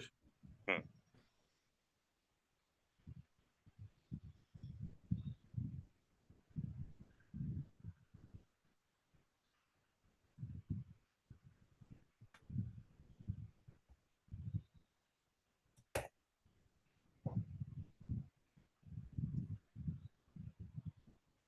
So I showed you, right? Hmm. This we just went and replicated this, right?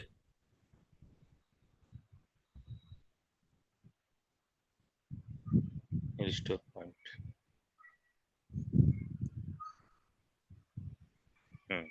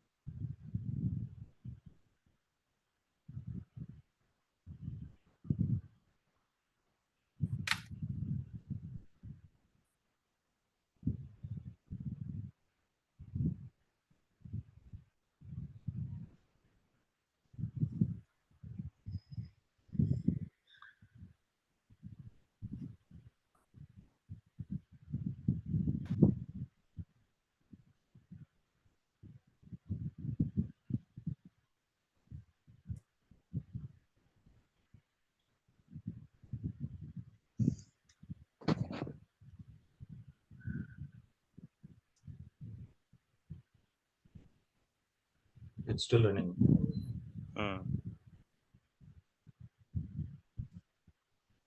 Deployment failed here. Okay. Let's see why it failed.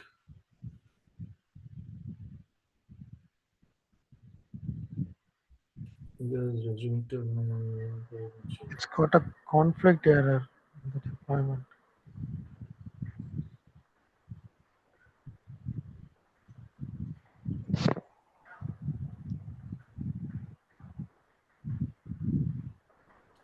Okay, so if you see, the machine which I was trying to create, the same size was not available in West India. Okay.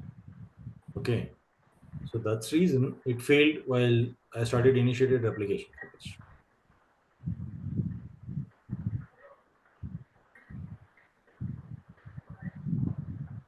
So go. Central India, I can go. Let's see.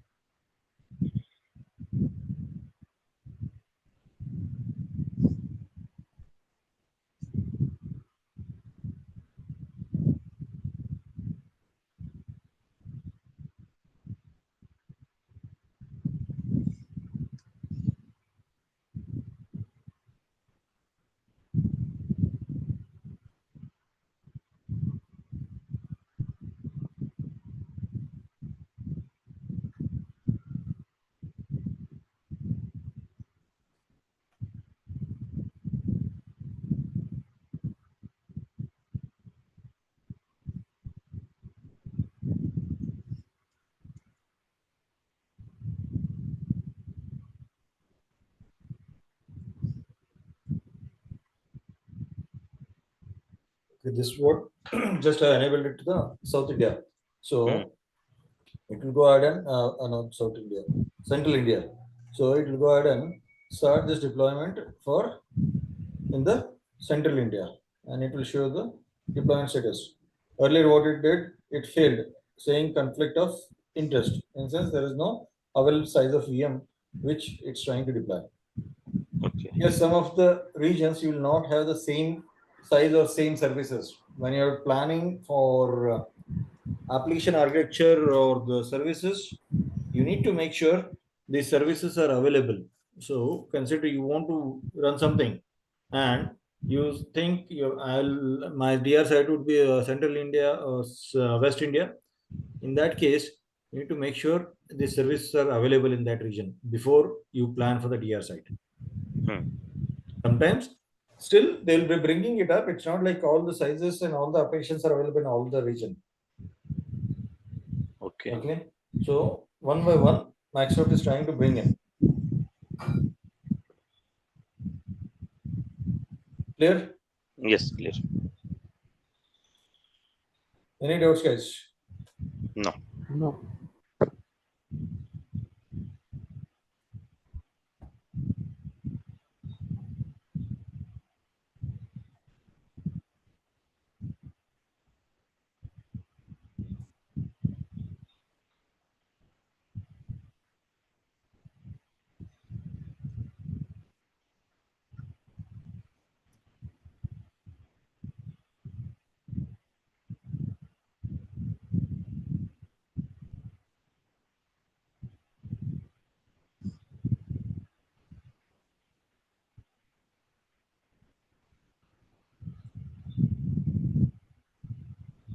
So every storage account has its. You can go ahead and create a secured thing. So this storage account can be accessed from particular network or not. You can define the network specifications as well, from which all network this particular storage can be accessed.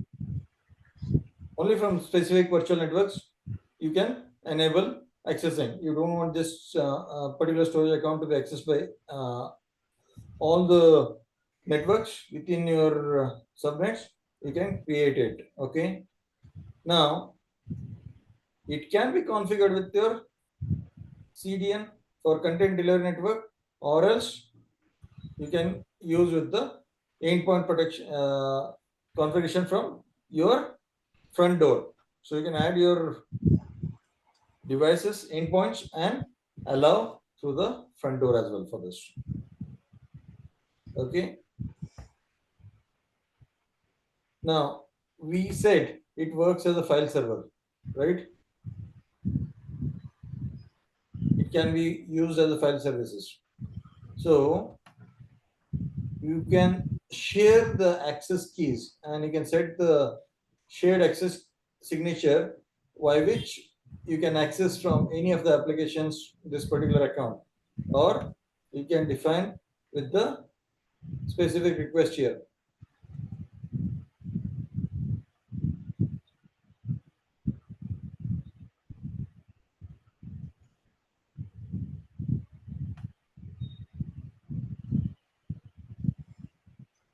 Okay.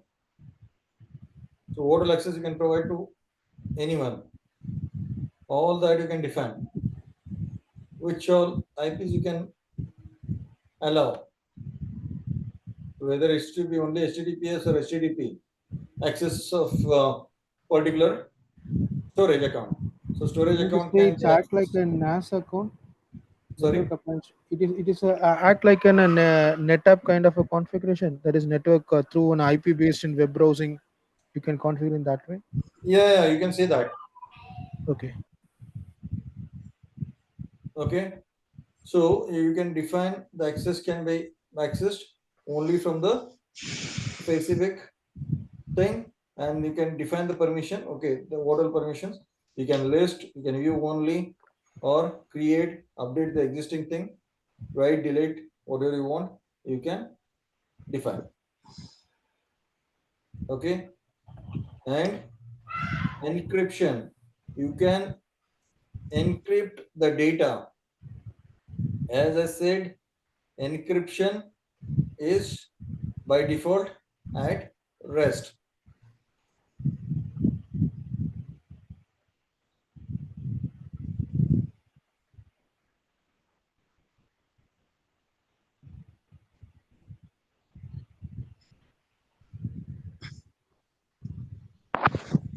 See what I said? By default, all storage accounts are data is at rest. So when the data comes to the storage account, it's been secured and it's been encrypted, but in the transit, it's not there. So if you want to configure that, the data can be managed or encrypted during the transit also, you can go ahead and configure the encryption scopes and processes. Now, this requires the keys. So do you want automatically the key can be managed and rotated by Microsoft? You can do that at the application layer and it will go ahead and do it. If you want to manage by your own using the key holder things, so you can go ahead and define your keys, which can be managed by yourself. Okay, then it would be but bit hectic because you need to keep on managing this. Clear? Yeah.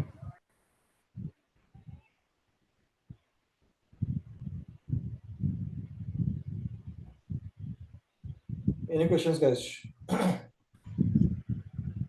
No. No.